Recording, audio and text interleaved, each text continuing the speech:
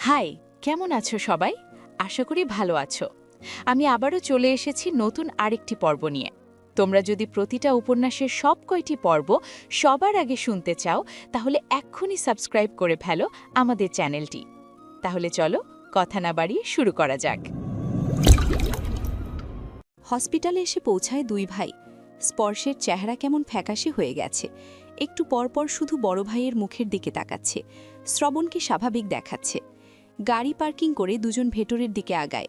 স্পর্শের হার্টবিট বেড়ে যাচ্ছে আগের তুলনায়। যত আগাচ্ছে তত অস্থিরতা বাড়ছে, ভয় করছে।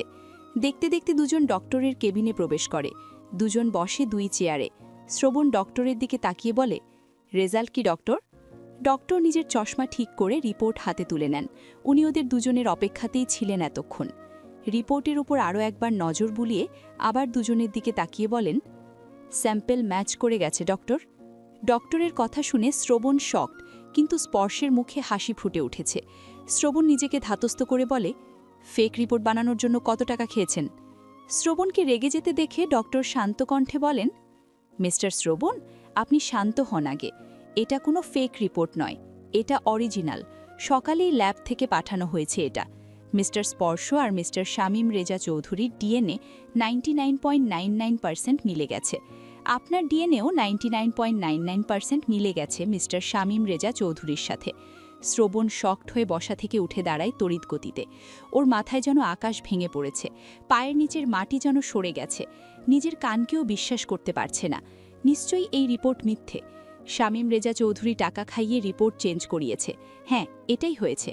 স্পর্শ বসা থেকে উঠে এক আকাশসম খুশি নিয়ে বড় ভাইয়ের গলা শক্ত করে জড়িয়ে ধরে। শ্রবণ স্থির হয়ে দাঁড়িয়ে আছে। স্পর্শ খুশি মনে বলে, দেখলে তো, তুমি আমার ভাই। তোমার ধারণা আজ ভুল প্রমাণ হয়ে গেছে ভাইয়া। শ্রবণ ডক্টরের দিকে তাকিয়ে আছে। মনে হচ্ছে চোখ দিয়ে ডক্টরকে ভস্ম করে দেবে। রিপোর্ট নেওয়ার জন্য হাত বাড়ায় ডক্টরের দিকে। ডক্টর রিপোর্ট ওর হাতে দিয়ে দেন। স্পর্শ এখনও ওকে জড়িয়ে ধরে দাঁড়িয়ে আছে। ওর আনন্দ ধরছে না এখন। চিৎকার করে সারা দুনিয়াকে জানাতে ইচ্ছে করছে শ্রবণ চৌধুরী ওর বড় ভাই, সত্যি ওর বড় ভাই। শ্রবণ নিজেই রিপোর্টের ওপর নজর বোলায়। রেজাল্ট দেখে ওর মাথা ঘুরে যাচ্ছে। রাগে পুরো শরীর থরথর করে কাঁপতে শুরু করেছে। মস্তিষ্কে আগুন ধরে গেছে। পুরো দুনিয়ায় আগুন ধরিয়ে দিতে ইচ্ছে করছে। রোবোটিক সুরে বলে, স্পর্শ ছাড়ো আমাকে। স্পর্শ এতক্ষণ ভাবনায় তলিয়েছিল। বড় ভাইয়ের কথায় ভাবনায় ছেদ পড়েছে। ছেড়ে দাঁড়াতেই শ্রবণ ওর এক হাত মুঠো করে ধূপধাপ পা ফেলে কেবিন থেকে বেরিয়ে বাইরের দিকে হাঁটা শুরু করে। স্পর্শ কিছু বুঝতে না পেরে ভাইয়ের সাথে সাথে আগাচ্ছে। শ্রবণ এমন রেগে আছে কেন? গাড়িতে উঠে ড্রাইভিং সিটে বসে শ্রবণ। পাশে উঠে বসে স্পর্শ। পার্কিং থেকে গাড়ি বের করে বাড়ির দিকে ছুটে চলে। গতি দেখে স্পর্শ ভয় পেয়ে যায়। বড় ভাইকে সাবধান করে বলে, ভাইয়া গতি কমাও, অ্যাক্সিডেন্ট হয়ে যাবে, ট্রাফিক পুলিশ ধরবে। শোভন শোনে না কিছু। আগের চেয়ে গতি আরও বাড়িয়ে দেয়।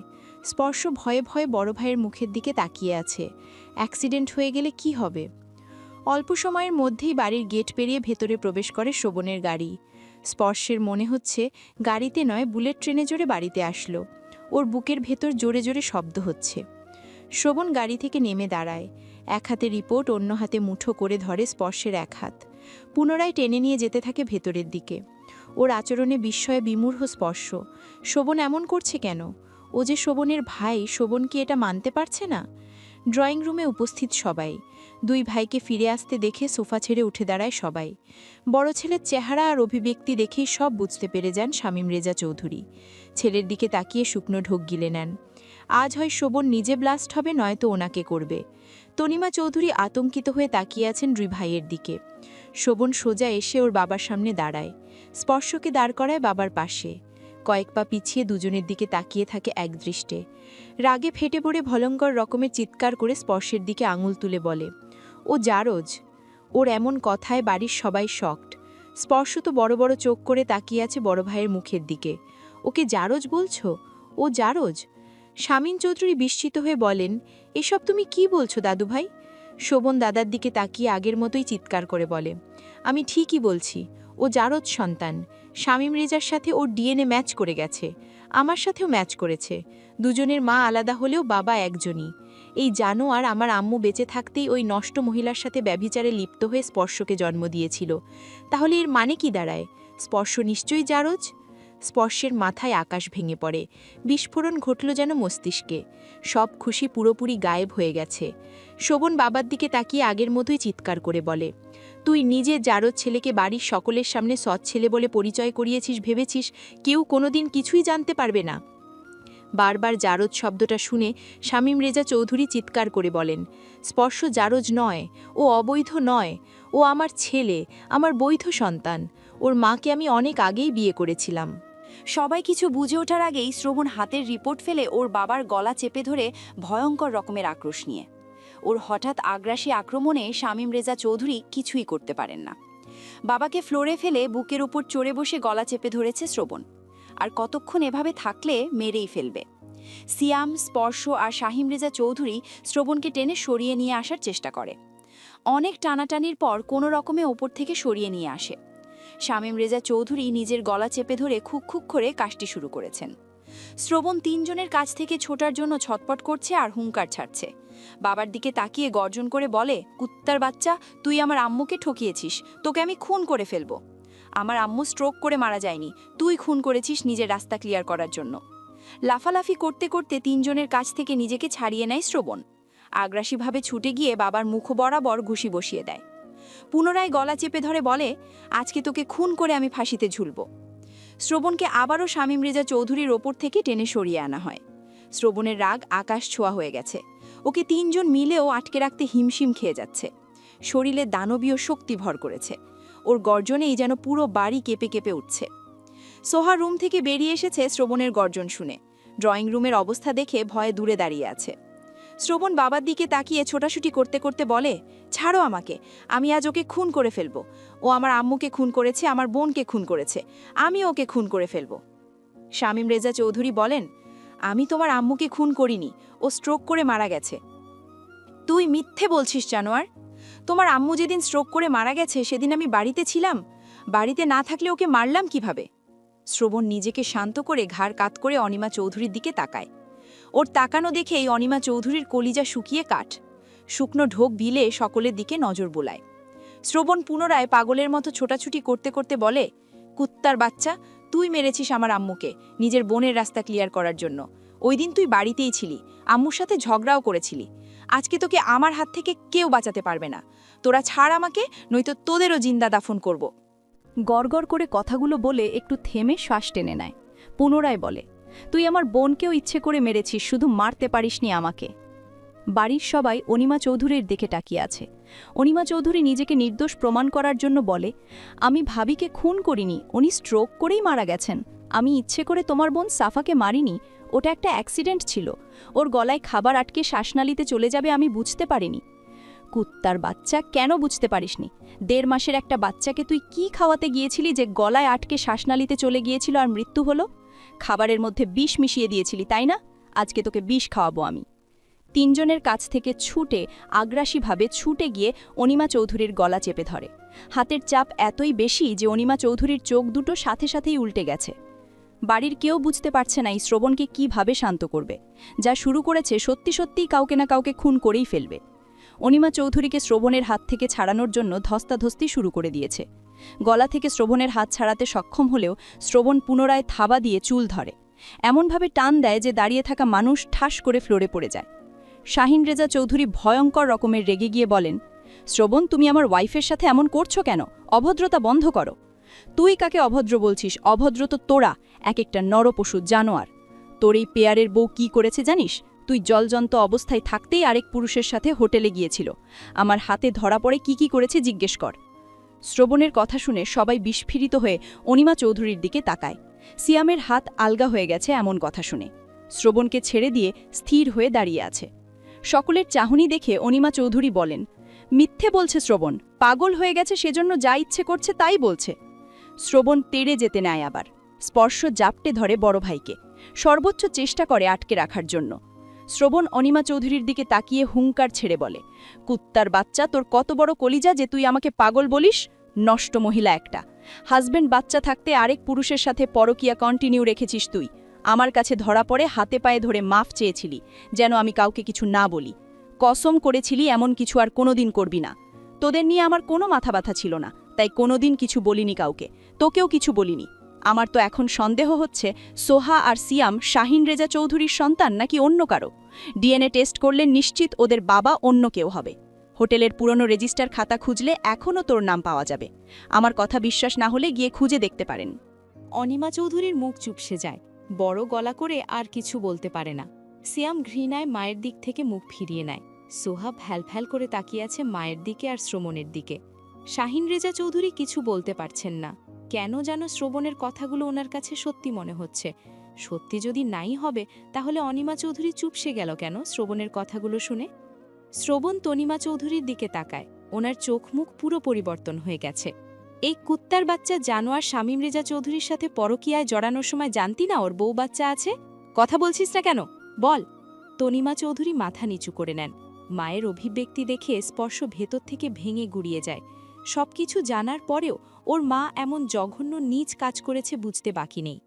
তুই সব জেনেও নিজের লোভ লালসা আটকে রাখতে না পেরে আরেকজনের সংসার আর স্বামী ছিনিয়ে নিয়েছিস তার কাছ থেকে। তোদের দুই বোন মা ছেলের রাস্তা পরিষ্কার করার জন্য তোর বোন আমার আম্মু আর বোনকে মেরে ফেলেছে। তোরা দুই বোন ডাইনি, রাক্ষসী, নরপিচাস। তোরা দুজনে আমার কাছ থেকে আমার সব কেড়ে নিয়েছিস। আমার শৈশব, কৈশোর, ভালো থাকা সব গিলে খেয়েছিস তোরা দুই বোন। সকলের মুখ বন্ধ। শ্রবণের কথাগুলো পুরো ড্রয়িং রুম কাঁপিয়ে তুলছে। তোদের দুই বোনের চরিত্র ফুলের মতো পবিত্র, শুধু অন্যের জামাইয়ের দিকে নজর যায়, অন্যের জামাই পছন্দ হয়। এই তোদের মারও তো দ্বিতীয় বিয়ে হয়েছে, তোদের বাপ তো তোদের মায়ের দ্বিতীয় জামাই। তোদেরও কি সেভাবেই জন্ম হয়েছে? একেবারে মায়ের মতোই হয়েছিস দুই বোন। শ্রবণের এক একটা কথায় বিস্ফোরণ ঘটছে ড্রয়িং রুমে। শামীম রেজা চৌধুরীর দিকে তাকিয়ে ভয়ঙ্কর রকমের আক্রোশ নিয়ে বলে, তুই জানতি না আমার আম্মুর আর কেউ নেই? এই বাড়ি ছাড়া আমার আম্মুর যাওয়ার জায়গা নেই? জানতি না কিছু? তুই কিভাবে পারলি আমার আম্মুর সাথে বিশ্বাসঘাতকতা করতে? তুই কিভাবে ঠকালি আমার আম্মুকে? আমার আম্মুর রূপ সৌন্দর্য কম ছিল? আমার আম্মুর রূপের কাছে এই তনিমা তো কিছুই না। ও আমার আম্মুর নখেরও যোগ্য না। ওই দিন কার সাথে যেন ফোনে কথা বলেছিল আম্মু? তারপর তোকে অনেকবার কল করেছিল কিন্তু তুই রিসিভ করিসনি ফোন। আম্মু আমাকে আর বোনকে জড়িয়ে ধরে অনেক কেঁদেছিল। বারবার জিজ্ঞেস করার পরেও কিছু বলেনি আমাকে। বিকেলে অনিমার সাথে ঝগড়া হয় আর রাতে আমার আম্মু আমাদের দুই ভাইবোনকে ছেড়ে চলে যায় সারা জীবনের জন্য। আম্মু কি তোর গোপন সংসারের কথা জানতে পেরে গিয়েছিল? তুই ওই রাতে স্পর্শ আর তনিমার কাছে ছিলি, তাই না? শামীম রেজা চৌধুরী চুপ করে থাকেন। শ্রবণের কথাগুলো শুনে তিনজন বাদে বাকি সবাই বাকরুদ্ধ হয়ে গেছে। বাবাকে নিরুত্তর দেখে শ্রবণের রাগ আরও বেড়ে যায়। স্পর্শের হাত থেকে নিজেকে ছাড়িয়ে নিয়ে পুনরায় আক্রমণ করে বসে। স্পর্শ আর সিয়াম স্থির হয়ে দাঁড়িয়ে আছে। শ্রবণকে আটকাতে যাচ্ছে না দুই ভাই। সামাদ চৌধুরী আর শাহিন রেজা চৌধুরী দ্রুত এসে শ্রবণকে আলাদা করার চেষ্টা করেন। এই ছেলে আজকে বাপকে মেরেই ফেলবে। শামীম রেজা চৌধুরীর নাক মুখ দিয়ে রক্ত পড়ছে এখন। মাথা ধরে একটা বাড়িও মেরেছে ফ্লোরের ওপর। ভয়ে তটস্থ হয়ে গেছেন তনিমা চৌধুরী। অনিমা চৌধুরী বসা থেকে উঠে গিয়ে বড় বোনের পাশে দাঁড়ান। অনেক ধস্তাধস্তির পর শ্রবণকে আবারও সরিয়ে নিয়ে আসতে সক্ষম হন দুজন। শ্রবণ এখন আবার নিজের কন্ট্রোল হারিয়ে ফেলেছে। পাগলের মতো আচরণ করছে, সাথে চিৎকার করে গালাগালি করছে শামীম রেজা চৌধুরীকে। কিছুতেই মানতে পারছে না ওর আম্মু এত বাজেভাবে ঠকে গিয়ে বুক ভরা যন্ত্রণা নিয়ে দুনিয়া ছেড়েছে। এমনিতেই এই বাড়ির মানুষগুলোকে ছোটবেলা থেকে সহ্য করতে পারে না, এখন এত বড় সত্যি জানার পর আরও পারছে না। অশান্ত হয়ে থাকা শ্রবণ হঠাৎ শান্ত হয়ে যায়, ঢলে পড়ে নিচের দিকে। শক্ত করে আঙলে ধরার আগেই নিচে পড়ে যায়, তবে জোরে পড়েনি, ব্যথাও পায়নি।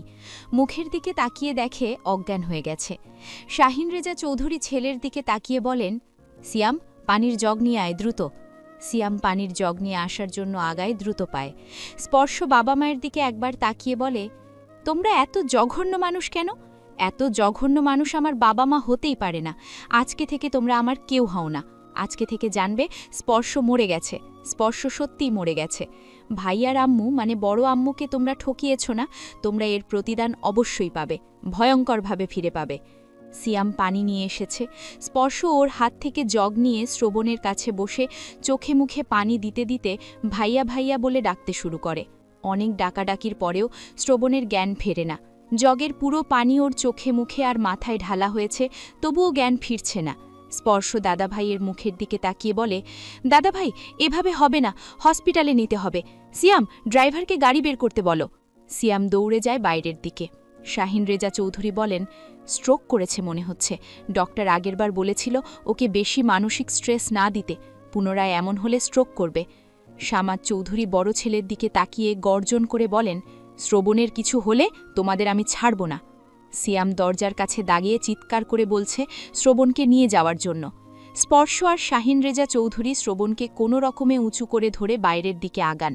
যাওয়ার আগে স্ত্রীর দিকে অগ্নিদৃষ্টি নিক্ষেপ করে বলেন, তোর ব্যবস্থা ফিরে এসে করছি। শ্রবণকে হসপিটালে নিয়ে আসা হয়েছে অনেক আগেই। জ্ঞান ফেরানো হয়েছে, ট্রিটমেন্ট দেওয়া হয়েছে, এখন ঘুমের ইঞ্জেকশনের প্রভাবে ঘুমিয়ে আছে। চেহারা কেমন ফ্যাটাসে দেখাচ্ছে। শাহিন রেজা চৌধুরীর আশঙ্কায় সত্যি হয়েছে, শ্রবণ স্ট্রোক করেছে। জ্ঞান ফেরার পরেও সেরকম রেসপন্স করছিল না। আরেকটু দেরি করে হসপিটালে পৌঁছলে বড় ধরনের ক্ষতি হয়ে যেত। অল্পের জন্য বেঁচে গেছে। কেবিন থেকে বেরিয়ে ডক্টর সামাদ চৌধুরী আর শাহিন রেজা চৌধুরীর দিকে তাকিয়ে বলেন, আপনারা কি ছেলেটাকে একেবারে শেষ করে ক্ষান্ত হবেন? এতবার নিষেধ করার পরেও ওকে কেন স্ট্রেস দিয়েছেন? শাহিন রেজা চৌধুরী মৃদুস্বরে বলেন, স্ট্রেস দিতে হয় না, ও নিজেই নেয়। কেন নেয়? আপনারা এতগুলো মানুষ আছেন বাড়িতে, ওকে সামলাতে পারেন না? খেয়াল রাখতে পারেন না ওর দিকে? ওকে উত্তেজিত করে এমন কাজ করেন কেন? এমন ধরনের কথা বলেন কেন? জানেন তো ওর মানসিক অবস্থা ঠিক নেই। আগেরবার কি হয়েছিল ভুলে গেছেন? শাহিন রেজা চৌধুরী কিছু বলেন না। সামাদ চৌধুরী বলেন, ডক্টর, শ্রবণ এখন বিপদমুক্ত তো? আর কোনো বিপদ নেই তো? বর্তমানে বিপদমুক্ত আছে। ঘুম থেকে জেগে ওঠার পর কেমন আচরণ করবে সেটার ওপর নির্ভর করছে ওর পুরোপুরি বিপদমুক্ত হওয়ার। শ্রবণের রাগ তো অনেক বেশি, রেগে গেলে নিজের নিয়ন্ত্রণ হারিয়ে ফেলে। কোনো ঘটনার মধ্যে প্রবেশ করলে সহজে বেরিয়ে আসতেও পারে না। গোলক ধাঁধার মতো আটকে থাকে সেই ঘটনার মধ্যে। আল্লাহ ডাকুন যেন ঘুম থেকে ওঠার পর শান্ত থাকে। স্পর্শ পাশের চেয়ারে বসে থেকে ডক্টরের সব কথা শুনেছে। বড় ভাইয়ের জন্য ভীষণ কষ্ট হচ্ছে। ওর নিজেরই এত কষ্ট হচ্ছে, সব জানার পর না জানি শ্রবণের কত কষ্ট হয়েছিল তখন। কেমন পাগলের মতো আচরণ করছিল সব বুঝতে পেরে। সকলের কাছ থেকে নিজেকে সরিয়ে নিয়েছিল অনেক আগেই। দাদাভাই ছাড়া কেউ ওকে বাড়িতে নিয়ে যেতে পারত না। বাড়িতে গেলেই যেমন ছটফট করত, রুম থেকে বেরোতে চাইতো না, কারোর দিকে তাকাতো না। শ্রবণকে আগে ওর কাছে ভীষণ রকমের অদ্ভুত লাগত, কিন্তু এখন বুঝতে পারছে এমন অদ্ভুত হওয়ার কারণ। কিন্তু শ্রবণ তো আগে সব সত্যি জানত না, তবু কেন এমন করত? স্পর্শ স্পষ্ট বুঝতে পারছে আরও অনেক কিছু আছে যা এখনও ওর অজানা। শ্রবণের সাথে ছোটবেলায় হয়তো কিছু ঘটেছিল। সিয়াম মাথা নিচু করে বসে আছে চেয়ারে, কোনো এক কারণে বাবার দিকে তাকাতে পারছে না। তার আশেপাশে কি হচ্ছে ঘটছে সেদিকেও নজর নেই। নিচের দিকে দৃষ্টি স্থির করে রেখেছে, হয়তো কিছু ভাবছে। চোখ দুটো লাল টকটকে হয়ে গেছে, শরীরও চলতে চাইছে না, কেমন অবশ হয়ে গেছে। নিজের অস্তিত্ব নিয়ে প্রশ্ন জাগছে মনে। সোহা শ্রবণের রুমে বসে আছে, কাঁদতে কাঁদতে চোখ মুখ ফুলে উঠেছে, মাথা ঝিমঝিম করছে এখন, বুক ভারী হয়ে আছে। অনিমা চৌধুরীকে অনেক প্রশ্ন করেছিল, উনি কোনো উত্তর দেননি। নিজের রুমে ঢুকে দরজা লাগিয়ে দিয়েছেন। সোহা অনেক ডেকেছিল, উনি সাড়া দেননি। তনিমা চৌধুরীও ওর কোনো প্রশ্নের উত্তর দেননি। শামীম রেজা চৌধুরী আর তনিমা চৌধুরী নিজেদের রুমে দরজা লাগিয়ে বসে আছেন। শ্রবণের জন্য কষ্ট হচ্ছে। শ্রবণের কথা শোনার পর এখন নিজের অস্তিত্ব নিয়েও মনে প্রশ্ন জাগছে। শ্রবণের কথাগুলো কি সত্যি? ও আসলে কি ওর আব্বুর মেয়ে? না। কেমন উদ্ভ্রক সব চিন্তাভাবনা মাথায় ঘুরপাক খাচ্ছে। এত অশান্তি ভালো লাগছে না। শোভনের জ্ঞান ফিরেছে, কেমন আছে ও? স্পর্শ ঠিক আছে? সব জানার পর ওর এখন কেমন অবস্থা? ওর মতো উল্টাপাল্টা ভাবনা কি সিয়ামের মাথায়ও ঘুরপাক খাচ্ছে? ওরও কি ওর মতোই কষ্ট হচ্ছে? ওর মা সত্যি সত্যি ইচ্ছে করে শ্রবণের বোনকে মেরেছিল, নাকি সেটা দুর্ঘটনাই ছিল? এত প্রশ্নের উত্তর এখন কে দেবে ওকে? বাবাকে দেখেছিলাম, কেমন হয়েছিল চোখ মুখ, উনিও অনেক কষ্ট পেয়েছেন। শোভনের পাশে ঝিম ধরে বসে আছে স্পর্শ, এক মনে তাকিয়ে আছে বেডে শুয়ে থাকা ভাইয়ের দিকে। দিনের আলো মিলিয়ে গিয়ে রাত নেমে এসেছে ধরনীর বুকে। কেবিনের ভেতর শুধু ফ্যানের শোঁশো বাতাসের শব্দ। একটু আগেই জোর করে তিনজনকে বাড়িতে পাঠিয়ে দিয়েছে স্পর্শ, নিজেই রয়ে গেছে ভাইয়ের কাছে। ওকে দেখে তিনজন অবাকই হচ্ছে। শোভনের এত অবহেলার পরেও ওকে ছেড়ে যাচ্ছে না ছেলেটা। বাপটা যতটা স্বার্থপর বেইমান হয়েছে, ছেড়ে দুটো ততটাই ভালো হয়েছে। একজনের জীবন তো নষ্ট করেই দিয়েছে অনেক আগে, এখন দ্বিতীয় জনের জীবন সেই পথে না এগালেই হয়। ছেলেটা কেমন যেন হয়ে গেছে সবকিছু জানার পর থেকে। স্পর্শ হাত বাড়িয়ে বড় ভাইয়ের বাম হাতটা মুঠো করে ধরে, ওর চিৎকার করে কাঁদতে ইচ্ছে করছে। না চিৎকার করে কাঁদতে পারছে আর না নিজের কষ্টগুলো কাউকে বলতে পারছে। 23 বছরের জীবনে সবচেয়ে বেশি কষ্ট অনুভব হয়েছিল যেদিন সোহাকে হারিয়েছিল সারা জীবনের জন্য। ভালোবেসেও ভালোবাসার মানুষটিকে আপন করে পাইনি। আর আজকের কষ্টের তুলনায় সেদিনের কষ্ট কিছুই নয়। সোহাকে হারিয়েও এত কষ্ট হয়নি আজকে যতটা হচ্ছে। আর শ্রবণের একদিনের কষ্টের কাছে ওর সারা জীবনের কষ্টও কিছুই না।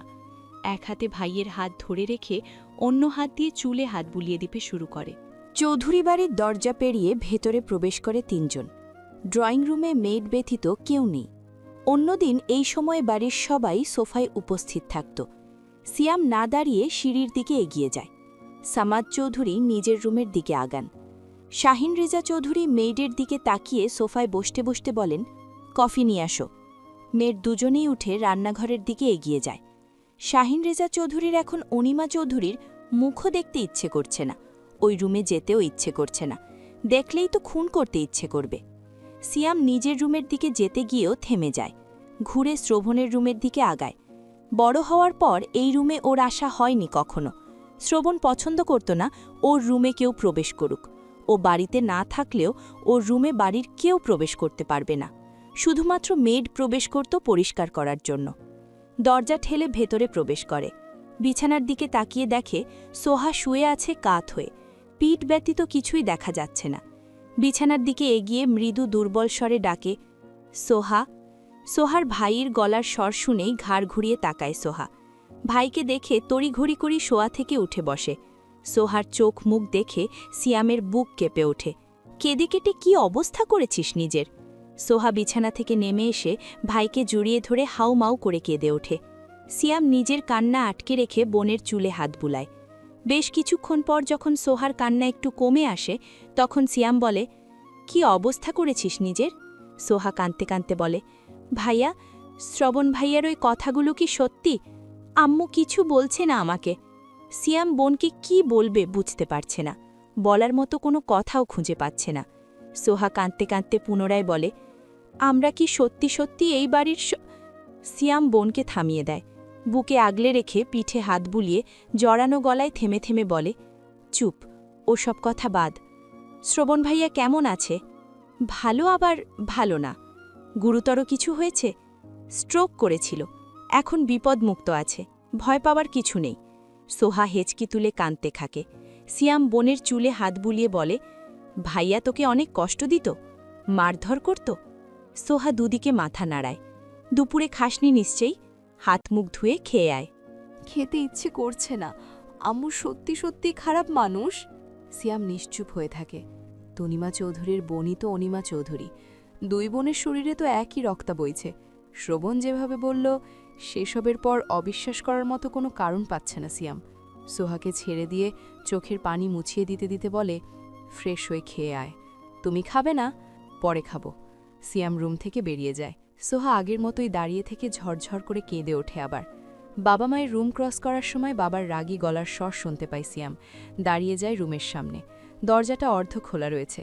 শাহিন রেজা চৌধুরী ভীষণ রেগে অনিমা চৌধুরীর সঙ্গে কথা বলছেন। কথা বলার এক পর্যায়ে প্রহার করে বসেন অনিমা চৌধুরীর ওপর। শাহিন রেজা চৌধুরী স্ত্রীর তুটি চেপে ধরে হিসিসিয়ে বলেন, বল, কার কার সাথে নষ্টামি করেছিস? তুমি ওই পাগলের কথা শুনে এমন করছো কেন? ও মিথ্যে বলেছে। আরেক চর বসান অন্য গালেও। চোয়াল শক্ত করে চেপে ধরে দাঁতে দাঁত পিষে বলেন, তোর এত বড় সাহস হয় কিভাবে শ্রবণকে পাগল বলার? তোর জিভ টেনে ছিঁড়ে ফেলবো আরেকবার ওকে পাগল বললে। আর মিথ্যেবাদী কাকে বললি তুই? শ্রবণ কখনো মিথ্যে বলে না, সেটা খুব ভালো করেই জানি আমি। নিজে নষ্টামি করবি আর আরেকজন দেখলে বললে সে পাগল আর মিথ্যেবাদী। অনিমা চৌধুরী চুপ থাকেন। শাহিন রেজা চৌধুরীর হাত সরিয়ে দেওয়ার জন্য ছটফট করছেন। ছেলে মেয়ে কার? বল। অনিমা চৌধুরী শাহিন রেজা চৌধুরীর হাত সরিয়ে দিয়ে জোরে জোরে শ্বাস নিতে নিতে বলেন, আমাদের। ঘাড়ের নিচ পর্যন্ত থাকা চুলগুলো শক্ত হাতে মুঠো করে ধরে বলেন, আমাদের বলতে কাকে কাকে বোঝাচ্ছিস তুই? তোমার আর আমার, ওদের বাবা তুমি। আমার কথা বিশ্বাস না হলে ডিএনএ টেস্ট করে দেখতে পারো। তুই কেমন স্ত্রী আর কেমন মা? এখন আমার নিজের সন্তানদের ডিএনএ টেস্ট করতে হবে আসল পরিচয় জানার জন্য। দুনিয়া উল্টে গেল, ওরা আমার সন্তান হয়েই পৃথিবীতে বেঁচে থাকবে, কিন্তু তুই আর আমার স্ত্রী হয়ে এই বাড়িতে থাকতে পারবি না। তুই আজকেই এই বাড়ি ছাড়বি। তোকে আমি আর এক মুহূর্ত এই বাড়িতে দেখতে চাই না। তোর মতো নষ্ট মহিলার জায়গা নেই এই বাড়িতে। সিয়াম সরে যায় দরজার সামনে থেকে। বাকি কথা শোনার আর আগ্রহ নেই। রুমে এসে টাওয়াল হাতে সোজা ওয়াশরুমে প্রবেশ করে। মাথা ব্যথায় ফেটে যাচ্ছে যেন। মস্তিষ্ক উত্তপ্ত লাভার ন্যায় গরম হয়ে আছে। মাথায় পানি না ঢাললে আর ঠান্ডা হবে না। রাত পেরিয়ে ভোরের আলো ছড়িয়ে পড়ছে একটু একটু করে। বাইরে এখনো পুরোপুরি আলো ফোটেনি, কিছুটা অন্ধকার হয়ে আছে এখনো। শ্রবণের ঘুম ভাঙে। কতগুলো দিন পর এমন লম্বা ঘুম দিল হিসেব নেই। ঘুমের ইঞ্জেকশনের প্রভাবে সারা বিকেল আর রাত ঘুমিয়েছে। চোখ মেলে তাকাতেই নিজেকে ছোট একটা রুমে আবিষ্কার করে। চারদিকে নজর বুলিয়ে বুঝতে পারে এটা হসপিটালের কেবিন। ডান হাত উঁচু করতে পারলেও বাম হাত উঁচু করতে পারছে না। ঘাড় ঘুরিয়ে বাম পাশে তাকায়। ওর বাম হাত জড়িয়ে ধরার মতো করে ধরে টুলে বসে বেডে মাথা রেখে ঘুমিয়ে আছে স্পর্শ। ফ্যানের বাতাসে সিল্কি চুলগুলো দুলছে এলোমেলো হয়ে। নিজের হাত টেনে সরিয়ে আনার চেষ্টা করে, কিন্তু পারে না। ভালোই শক্ত করে ধরে আছে স্পর্শ। বিরক্তিতে কপাল ভ্রু কুঁচকে গালি দেয় দুটো। পুনরায় স্পর্শের দিকে তাকিয়ে ডুবে যায় অতীতে। সেদিনের বিকেলটা ওর জীবন আরও এলোমেলো করে দেয়। মা বোনকে হারিয়ে শ্রবণ যখন পুরোপুরি ভঙ্গুর, বাবাকেও কাছে পায় না বুকে মুখ গুজে একটু সান্ত্বনা পাওয়ার জন্য, তখন ওর বাবা ওকে আরও ভেঙে গুড়িয়ে দেওয়ার মেশিন নিয়ে এসেছিল বাড়িতে। দেখতে মানুষের মতো হলেও ছিল আস্ত জানোয়ার। বিষণ্ণ হয়ে সোফায় বসেছিল শ্রবণ। ওর সাথে খেলার মতো তেমন কেউ ছিল না। সিয়াম তখনও ওর চেয়ে অনেক ছোট। অনিমা চৌধুরী ছেলেকে শ্রবণের ধারে কাছেও যেতে দেন না। মেড কি কড়া নিষেধাজ্ঞা দিয়ে যেতেন যেন সিয়ামকে শ্রবণের কাছে যেতে না দেয়। হঠাৎ কলিং বেল বেজে ওঠে। মেড এগিয়ে গিয়ে দরজা খুলে দেয়। শ্রবণ সোফায় বসে থেকেই দরজার দিকে তাকিয়েছিল ঘাড় ঘুরিয়ে। ভেতরে প্রবেশ করে ওর বাবা শামীম রেজা চৌধুরী। তার কোলে 3 বছরের স্পর্শ। পাশে হেঁটে এগিয়ে আসছে তনিমা চৌধুরী। তার পরনে দামি গর্জিয়াস শাড়ি। বাবার পাশে নারী আর কোলে ছোট বাচ্চা দেখে সোফা থেকে নেমে এগিয়ে আসে 5 বছরের শ্রবণ। ছোট ছোট চোখ জোড়ায় কৌতূহল। বাবার মুখের দিকে তাকিয়ে বাচ্চা বাচ্চা কণ্ঠে জিজ্ঞেস করে, আব্বু, কে উনি? শামীম রেজা চৌধুরী হাসি মুখে বলেন, ও তোমার নতুন আম্মু, আর এ হচ্ছে তোমার ছোট ভাই স্পর্শ।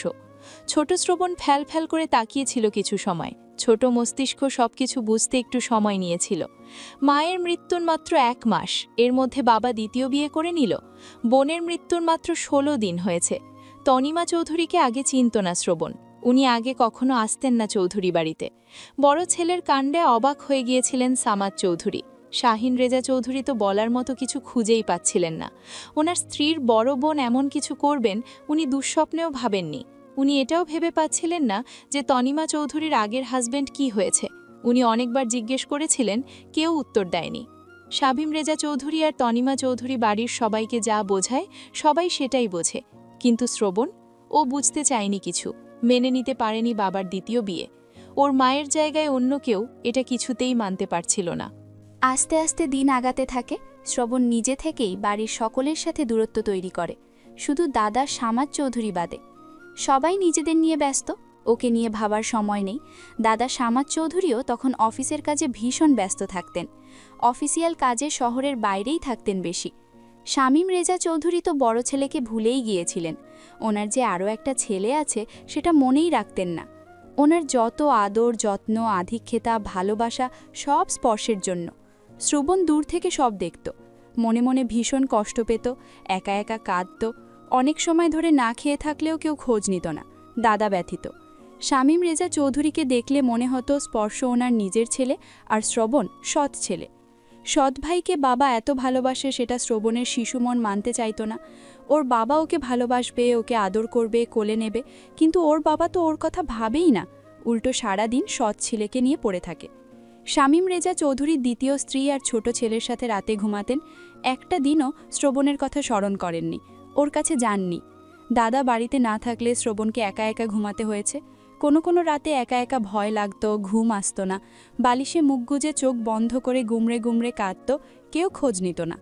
আস্তে আস্তে ছোট শ্রবণের মনের মধ্যে রাগ জেদ ক্ষোভ জন্ম নিতে শুরু করে। বাড়ির সকলের কাছ থেকে পুরোপুরি দূরত্ব তৈরি করে নাই। বুঝতে পেরে গিয়েছিল এই বাড়িতে ওর আর কোনো মূল্য নেই। চুপচাপ থাকলেও ভেতরে ভেতরে আস্ত একটা আগ্নেয়গিরি লালন করছিল। সকলের সামনে তনিমা চৌধুরী ভালো মা হওয়ার অভিনয় করলেও আড়ালে সে শ্রবণের কথা অনুযায়ী আস্ত একটা ডাইনি। শ্রবণ ছোট ছিল বলে 2 বোন যা নয় তাই ব্যবহার করত ওর সঙ্গে। শ্রবণ ছোট থাকলেও বুঝতে পারত সবই, একেবারে অবুঝ ছিল না। এভাবেই 1 বছর পেরিয়ে যায়। একদিন বিকেলে শ্রবণ টিভি দেখছিল একা একা। এর মধ্যে স্পর্শ ওর কাছে এগিয়ে আসে, শ্রবণের সাথে খেলতে চায়। শ্রবণ ওকে ইগনোর করে টিভির পর্দায় তাকিয়ে থাকে। স্পর্শ ওর হাত ধরে টানাটানি শুরু করে খেলার জন্য। সিয়াম ঘুমিয়ে গেছে, ওর সঙ্গে খেলার মতো এখন আর কেউ নেই, তাই শ্রবণের কাছে এসেছে। শ্রবণ বিরক্ত হয়ে বেশ কয়েকবার স্পর্শকে সরিয়ে দেয়, কিন্তু নাছোড়বান্ধ স্পর্শ শ্রবণের সাথেই খেলবে। শেষে ভীষণ বিরক্ত হয়ে হাত ঝাড়া মারে শ্রবণ। হাতের সাথে ধাক্কা লেগে স্পর্শ নিচে পড়ে যায় নিজের খেলনার ওপর। ব্যথা পেয়ে কেঁদে ওঠে গলা ছেড়ে। তনিমা চৌধুরী রুম থেকে দৌড়ে বেরিয়ে আসেন। মেড ততক্ষণে স্পর্শকে নিচ থেকে তুলেছে। ছোট ছোট খেলনা গাড়ির ওপর পড়ে হাত ছিলে রক্ত বেরিয়ে এসেছে একটু। ওনার বুঝতে বাকি থাকে না শ্রবণ যে ওনার ছেলেকে ধাক্কা মেরেছিল। তনিমা চৌধুরী ভীষণ রেগে শ্রবণের গালে চর বসিয়ে দেন। সৎমায়ের হাতে চর খেয়ে মোটেও বিস্মিত হয়নি শ্রবণ, কারণ এর আগেও তার হাতে মার খেয়েছে কয়েকবার। সৎমা ওর গায়ে হাত তোলে এই কথা কাউকে বলার মতো কোনো কারণ খুঁজে পায়নি ছোট শ্রবণ। এমনিতেও শ্রবণ একটু চাপা স্বভাবের, কাউকে কোনো কিছু সহজে বলে না। মেড মাথা নিচু করে বলে, ম্যাম, শ্রবণ স্পর্শকে ইচ্ছে করে ফেলেনি, স্পর্শ শ্রবণকে বিরক্ত করছিল। বাকি কথা শোনার প্রয়োজন মনে করেন না তনিমা চৌধুরী। মেডের দিকে গরম চোখে তাকিয়ে বলেন, কি বলেছিলাম মনে আছে নাকি আবার মনে করিয়ে দিতে হবে? নিজের কাজে যাও। মেড চলে যায়। তনিমা চৌধুরী ছেলেকে কোলে নিয়ে আদর করতে করতে রুমের দিকে এগিয়ে যান। শ্রবণ রাগে হুঁশ জ্ঞান হারিয়ে টিভির রিমোট আছাড় মেরে ভেঙে ফেলে। স্পর্শের ক্রিকেট ব্যাট হাতে নিয়ে টিভি ভেঙে ফেলে। বেশ কয়েকটা দামি দামি ফুলদানি আর শোপিস ছিল, সেগুলোও ভেঙে ফেলে। কাঁচের টি টেবিলটাও ভেঙে ফেলে। মেড দূরে দাঁড়িয়ে দেখলেও এগিয়ে আসে না ওকে থামানোর জন্য। ঘণ্টাখানেক পর বাড়িতে ফিরে আসেন শামীম রেজা চৌধুরী। ড্রয়িং রুমে একবার নজর বুলিয়ে সোজা প্রবেশ করেন বড় ছেলের রুমে। শ্রবণ তখন স্টাডি টেবিলে বসে আছে। শামীম রেজা চৌধুরী নির্মমভাবে মেরেছিলেন সেদিন শ্রবণকে। তনিমা চৌধুরী স্পর্শের হাতের আর ড্রয়িং রুমের ছবি তুলে শামীম রেজা চৌধুরীকে পাঠিয়েছিলেন। হাজারটা মিথ্যে কথা বানিয়ে বলেছিলেন। শামীম রেজা চৌধুরী সত্যতা যাচাই না করেই ছেলের গায়ে প্রহার করেছিলেন। সেদিন শামাত চৌধুরী ঢাকায় ছিলেন না, অফিসিয়াল কাজে ঢাকার বাইরে গিয়েছিলেন কয়েকদিনের জন্য। রাতেই গা কাঁপিয়ে ভীষণ জ্বর আসে শ্রবণের। মারের কারণে বরফ সাদা চামড়া প্রায় ফেটে গিয়েছিল। নরম চামড়ার ভেতরে রক্ত জমাট বেঁধে বেগুনি রঙের হয়ে গিয়েছিল। এরকমই চলতে থাকে প্রতিনিয়ত। শামাত চৌধুরী অফিসের কাজে এতই ব্যস্ত থাকতেন যে নাতির খোঁজ খবর নিতে পারতেন না সেভাবে। শ্রবণ নিজে থেকেও দাদাকে কিছু বলতো না। শাহিন রেজা চৌধুরী তো নিজের বউ বাচ্চা নিয়েই ব্যস্ত, আর 2 বোনের অত্যাচার সহ্য করত শ্রবণ। একদিন শামাত চৌধুরীর নজরে পড়ে যায় শ্রবণের গায়ে মারের দাগ। শ্রবণকে হাজার প্রশ্ন করেও ওর মুখ থেকে উত্তর বের করতে সক্ষম হননি। আস্তে আস্তে শ্রবণের মানসিক চাপ বাড়তে থাকে। বাড়ির কাউকেই সহ্য করতে পারে না। যাকে দেখে তেড়ে যায় তাকেই মারতে। শামীম রেজা চৌধুরী মারতে আসলে উল্টো ওনাকেই মারত শ্রবণ। একবার ব্যাট দিয়ে বাড়ি মেরে মাথা ফাটিয়ে দিয়েছিল। চিৎকার চেঁচামেচি করে বাড়ি মাথায় তুলত। এত রাগ বেড়ে গিয়েছিল যে কাউকেই সহ্য করতে পারত না। শামাত চৌধুরী নাতিকে ডাক্তারের কাছে নিয়ে যান। ডাক্তারের পরামর্শে আবার নিয়ে যান সাইকিয়াট্রিস্টের কাছে। জানতে পারেন শ্রবণের মানসিক অবস্থা আশঙ্কাজনক। এভাবে চলতে থাকলে মানসিক ভারসাম্য হারিয়ে ফেলবে খুব শীঘ্রই। ওকে স্বাভাবিক জীবন দিতে চাইলে অবিলম্বে নিরাপদ পরিবেশে রাখতে হবে। সবসময় মানসিক চাপের মধ্যে থাকে, এত মানসিক চাপ দেওয়া যাবে না। শামাত চৌধুরী বাড়িতে ফিরে সকলের সঙ্গে অনেক রাগারাগি করেন। তনিমা চৌধুরী ভালোর মুখোশ পরে নাটক করেন। শামীম রেজা চৌধুরী জানান রাগ সামলাতে না পেরে ছেলের গায়ে হাত তোলেন। শ্রবণ কেন এমন করে? অথচ উনি বুঝতেই চাইননি শ্রবণকে ওনারাই এমন বানিয়েছেন। বাচ্চাটা তো শুরু থেকে এমন ছিল না, ওকে এমন বানানো হয়েছে অতি যত্নে। শ্রবণের চিকিৎসা শুরু হয়। সাইকিয়াট্রিস্ট কিছু জিজ্ঞেস করলে উত্তর দিত না শ্রবণ। কোনো কথা বললে মনোযোগ দিত না। চোখ মুখ কঠোর করে রাখত। দাদা ছাড়া কারো সাথেই কথা বলতে চাইত না। স্কুলে গেলেও চুপচাপ, কোনো বাচ্চার সাথে মেশে না। শ্রবণের চিকিৎসা চলতে থাকে, কিছুটা সুস্থও হয়। শামাত চৌধুরী আবার ব্যস্ত হয়ে পড়েন অফিসের কাজে। শ্রবণ তখন নিজের আলাদা দুনিয়া নিয়ে ব্যস্ত। এভাবেই সময় আগায়। প্রাইমারি স্কুল শেষ করে হাই স্কুলে ভর্তি হয়। স্ত্রীর প্ররোচনায় বড় ছেলেকে বোর্ডিংয়ে দিয়ে দেন শামীম রেজা চৌধুরী। তখন শ্রবণের মেজাজ আরও খিটখিটে, রাগ নাকের ডগায়। সামাদ চৌধুরী নিজেও ভেবেচিন্তে আর কিছু বলেননি। বাড়ির চেয়ে বোর্ডিংয়ে ভালো থাকবে এটাই ভেবেছিলেন। একাকিত্ব, নিঃসঙ্গতা, বিষাদ, হতাশা, রাগ, ক্ষোভ শ্রবণকে আরও শেষ করে দিতে শুরু করে। বোর্ডিংয়ের বড় বড় ছেলেরা র্যাগিং করত, রেগে তাদের সঙ্গে মারামারি শুরু করত। চৌধুরী বাড়িতে বারবার নালিশ যেত। শামীম রেজা চৌধুরী শ্রবণকে বাড়ি নিয়ে গিয়ে মারতেন অন্যদের সঙ্গে ঝগড়া মারামারি করার কারণে। উনার কাছে কেন বিচার আসে? সময় পেরিয়ে যায় আরও। এর মধ্যে শ্রবণ একবার প্রায় মানসিক রোগী হয়েই গিয়েছিল। অনেক চেষ্টার পর সুস্থ করা হয়। বাড়িতে ফিরিয়ে নিয়ে আসতে চাইলেও শ্রবণ আর আসে না। কলেজে ওঠার পর নিজের জন্য আলাদা ফ্ল্যাট নেয়। ফ্ল্যাটেই থাকতে শুরু করে একাই। সামাদ চৌধুরী ওর সঙ্গে থাকতে চাইলেও শ্রবণ রাজি হয় না। ফ্ল্যাটটা ওর নিজের নামেই রেজিস্ট্রি করা। পুরো চৌধুরী বাড়ি, কোম্পানি আর যত জায়গা সম্পত্তি আছে তার অর্ধেকের মালিক শ্রবণ একাই। বাবার ভাগ থেকেও আরও পাবে উত্তরাধিকারী হিসাবে। বিভীষিকাময় শৈশব আর কৈশোর পেরিয়ে শ্রবণ এখন কঠিন এক মানব। হাতে গোনা কয়েকজন মানুষ ব্যতীত কারুর জন্য ওর মনে দয়া মায়া জন্মায় না। শ্রবণ ছোটবেলা বা পুরনো কোনো কথা কখনো বলে না, তোলেও না।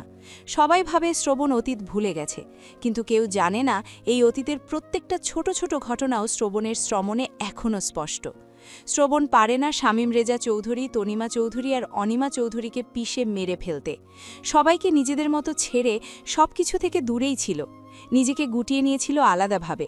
কিন্তু ভয়াবহ এক সত্যি এসে আবার ওকে আঘাত করেছে।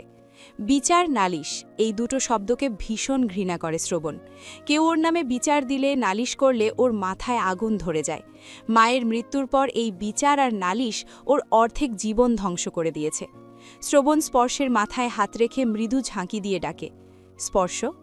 বড় ভাইয়ের ডাক শুনে ধরপড়িয়ে সোজা হয়ে বসে স্পর্শ। শ্রবণ তাকিয়ে থাকে স্পর্শের মুখের দিকে। ছেলেটার চোখ দুটো লাল টকটকে হয়ে আছে, চুলগুলো এলোমেলো, উস্কো খুস্কো। ভাইয়া, ঠিক আছো? আমি ঠিক আছি। তুমি এখানে কেন? সারা রাত এভাবেই বসেছিলে? সারা রাত না, ঘণ্টা 2 আগে বোধহয় ঘুমিয়েছি। বাড়িতে যাওনি কেন? তোমাকে রেখে কিভাবে বাড়িতে যাব? বেড থাকতে এভাবে বসে ঘুমিয়েছিলে? সমস্যা হয়নি আমার। ডাক্তারকে ডাকবো? প্রয়োজন নেই। স্পর্শ বড় ভাইয়ের হাত মুঠো করে ধরে অপরাধীর ন্যায় বলে, ভাইয়া, মাফ করে দাও আমাকে। তুমি কেন মাফ চাইছো? এইসব কিছুর জন্য তো আমিও দায়ী। কিভাবে? আমি আগে তোমাকে দোষী ভাবতাম, তবে গতকাল আমার সব ভাবনা উল্টে পাল্টে গেছে। অপরাধী ওরা, ভিকটিম আমরা। তবে ওরা আমার সঙ্গে যা করেছে তোমার সঙ্গে তা করেনি। স্পর্শের চোখ থেকে কয়েক ফোঁটা পানি গড়িয়ে পড়ে। শ্রবণ চোখ বন্ধ করে উপরের দিকে মুখ করে বলে, বাড়িতে যাও, ফ্রেশ হয়ে খেয়ে বিশ্রাম নাও। আমি ওই বাড়িতে আর যাব না। কেন? আমি ওদের সঙ্গে থাকতে পারবো না। কোথায় থাকবে তাহলে? জানি না। আমি বলছি তুমি বাড়িতে যাও। একা থাকায় কতটা সুখ সেটা তুমি জানো না। স্পর্শ ভাইয়ের মুখের দিকে তাকিয়ে থাকে। শ্রবণের চোখ বন্ধ, ফ্যানের বাতাসে চুলগুলো দুলছে, চেহারা শুকনো দেখাচ্ছে। ভাইয়া? শ্রবণ ঘাড় ঘুরিয়ে তাকায়। স্পর্শ ভাইয়ের হাতটা আরও শক্ত করে ধরে বলে, সরি, বাড়িতে যাও। মাফ করবে না আমাকে? করে দিয়েছি, তুমি আমাকে মাফ করে দিও। আমি তোমার সঙ্গে অন্যায় করেছি। স্পর্শ তাকিয়ে থাকে পলকহীন। রুমে প্রবেশ করেন সামাদ চৌধুরী। ওনার পেছন পেছন শাহিন রেজা চৌধুরীও প্রবেশ করেন ভেতরে। একটু আগেই ডাক্তার এসে দেখে গিয়েছে শ্রবণকে। এখন আর সেরকম কোনো সমস্যা নেই। শ্রবণ দাদা আর কাকার সঙ্গে টুকটাক কথা বলে। শ্রবণ গম্ভীর স্বরে বলে, এখান থেকে ছুটি দেবে কখন? আরও 2টো টেস্ট করিয়ে দুপুরের পর ছুটি দেবে। আবার কিসের টেস্ট? এত বছরে যখন মরিনি, গতকাল স্ট্রোক করার পরও বেঁচে গেছি, তাহলে আর এত দ্রুত মরব না। কিছু হবে না আমার। আমি এখনই বাড়িতে যাব। ডাক্তার যেতে দেবে না। তুমি এখনও সুস্থ নও। শ্রবণ কিছু বলতে গিয়েও মুখ বন্ধ করে নেয়। বাড়িতে ফিরে 3টার কী অবস্থা করবে কারো কল্পনায়ও নেই। বাপ ছেলে কেবিন থেকে বেরিয়ে যান। শ্রবণ উপরে ঘুরতে থাকা ফ্যানের দিকে তাকিয়েছিল। এর মধ্যে কেবিনে প্রবেশ ঘটে আরও একজনের। শ্রবণ ঘাড় কাত করে দেখে সোহা এসেছে। সাথে সাথেই আবার উপরের দিকে তাকায় শ্রবণ। চোখ জোড়া বন্ধ করে গম্ভীর স্বরে বলে, কি দেখতে এসেছিস? মরেছি কিনা সেটা দেখতে? সোহা চুপ করে থাকে। শ্রবণ রাগী স্বরে বলে, বের হয় এখান থেকে। তোদের কাউকে দেখতে চাই না আমি। তোকে সহ্য হয় না আমার। মরতে না চাইলে সর সামনে থেকে। সোহা কিছু বলেও না, বাইরেও যায় না। শ্রবণ দাঁতে দাঁত পিষে বলে, কি বলছি কানে যাচ্ছে না? বের হয় এখান থেকে। দাদুভাইকে আসতে বল ভেতরে। সোহা বিনা বাক্যে কেবিন থেকে বেরিয়ে যায়। একটু পরেই ভেতরে প্রবেশ করেন সামাদ চৌধুরী। শ্রবণ একবার দাদার দিকে তাকিয়ে আবার উপরের দিকে তাকিয়ে বলে, ডিভোর্স লয়ারের ব্যবস্থা করো। সামাদ চৌধুরী বিস্মিত হয়ে বলেন, কেন, কি করবে? ডিভোর্স দেব, বিকেলে ওনাকে বাড়িতে আসতে বলবে। ডিভোর্স দেবে মানে কি? কেন ডিভোর্স দেবে? তাহলে বিয়ে করেছিলে কেন? শ্রবণ নিরুত্তর থাকে। সোহাকে মোটেও সহ্য হচ্ছে না। নাম স্মরণ হলে ওর আগে মাথা ফেটে যাচ্ছে। ডাইনির বাচ্চাকে আর নিজের জীবনে রাখবে না। বিকেলেই বাড়িতে ফিরে আসে শ্রবণ। ডাক্তার একদম স্ট্রেস নিতে নিষেধ করে দিয়েছেন। উত্তেজিত হওয়াই যাবে না। ড্রয়িং রুমে এসে আশেপাশে নজর বোলায়। মেয়ের ছাড়া কেউ নেই ড্রয়িং রুমে। সিঁড়ির দিকে তাকিয়ে গলা ছেড়ে রাগী স্বরে ডেকে ওঠে, অনিমা তনিমা, কুত্তার বাচ্চা নিচে আয়। শামীম রেজা জানোয়ার, তুইও নিচে আয়। শ্রবণের ডাকার ধরন দেখে ড্রয়িং রুমে থাকা সবাই স্তব্ধ। কেমন হিংস্র শোনাচ্ছে গলার স্বর। কিছুক্ষণ পেরিয়ে যাওয়ার পরেও যখন কেউ নিচে আসে না, তখন আরও রেগে গিয়ে বলে, নিচে আসবি নাকি আমি উপরে আসব? শামীম রেজা চৌধুরী আগে আগে নেমে আসেন সিঁড়ি বেয়ে। ওনার পেছন পেছন আসছেন দুই বোন। দুজনের পেছন পেছন আসছে সোহা। সোহা সকালেই বাড়িতে ফিরে এসেছিল। তনিমা চৌধুরী স্বাভাবিক থাকলেও স্বাভাবিক নেই অনিমা চৌধুরী। চেহারায় কারশিটে দাগ পড়ে আছে। কপালের পাশে চামড়া ছুলে জখম হয়ে রয়েছে। ফর্সা হাতে আঘাতের দাগ স্পষ্ট। দেখে বোঝাই যাচ্ছে উত্তম মাধ্যম দেওয়া হয়েছে। সামাদ চৌধুরী ছোট ছেলের দিকে তাকিয়ে বলেন, কি করেছো এসব? শাহিন রেজা চৌধুরী খ্যাপাটে দৃষ্টিতে অনিমা চৌধুরীর দিকে তাকিয়ে বলেন, কি করেছি? ও যা করেছে তাতে ওঠে গড়া পর্যন্ত মাটির নিচে গেড়ে ইট পাটকেল ছুঁড়ে মারা উচিত। অনিমা চৌধুরী মাথা নিচু করে দাঁড়িয়ে থাকেন। রাতে শাহিন রেজা চৌধুরী ওনাকে বেরিয়ে যাওয়ার পরেও যখন যাচ্ছিলেন না, তখন ভয়ঙ্কর রকমের রেগে গিয়ে হুঁশ জ্ঞান হারিয়ে ইচ্ছে মতো মেরেছিলেন। মার খাওয়ার কারণে রাত থেকেই ওনার ভীষণ জ্বর। জীবনে গায়ে ফুলের টোকাও পড়েনি। শাহিন রেজা চৌধুরী তো মনের ভুলেও কোনোদিন উঁচু গলায় কথা বলেননি ওনার সঙ্গে। সেই মানুষ গত রাতে ওনার গায়ে হাত তুলেছে। মারতে মারতে আধমারা বানিয়ে ফেলেছিলেন। শ্রবণ তিনজনের দিকে তাকিয়ে বলে, খুব তেল জমেছে তোদের শরীরে, তাই না? তোদের তেল কিভাবে বের করতে হবে খুব ভালো করেই জানি আমি। অনেক উড়েছিস, এবার আমি তোদের উড়ার ব্যবস্থা করব। মেড দুজন এগিয়ে এসে ওর সামনে দাঁড়ায়। শ্রবণ দুজনের দিকে তাকিয়ে বলে, আজ থেকে অনির্দিষ্ট কালের জন্য আপনাদের ছুটি। বেতন প্রত্যেক মাসে পেয়ে যাবেন। এখন ব্যাগ প্যাক করে যান এখান থেকে। দুজন ফ্যাল করে তাকিয়ে থাকে শ্রবণের মুখের দিকে। কি বলেছি বুঝতে পারেননি? জি স্যার, বুঝতে পেরেছি। যান। দুজন নিজেদের রুমের দিকে এগিয়ে যায়। শ্রবণ দুই বোনের দিকে তাকিয়ে বলে, আজ থেকে বাড়ির সব কাজ তোরা দুজন করবি। যদি কাজ না করিস তাহলে না খেয়ে থাকবি, নয়তো গেট খোলা আছে, সোজা বেরিয়ে যাবি। ঘাড় কাত করে বাবার দিকে তাকায়।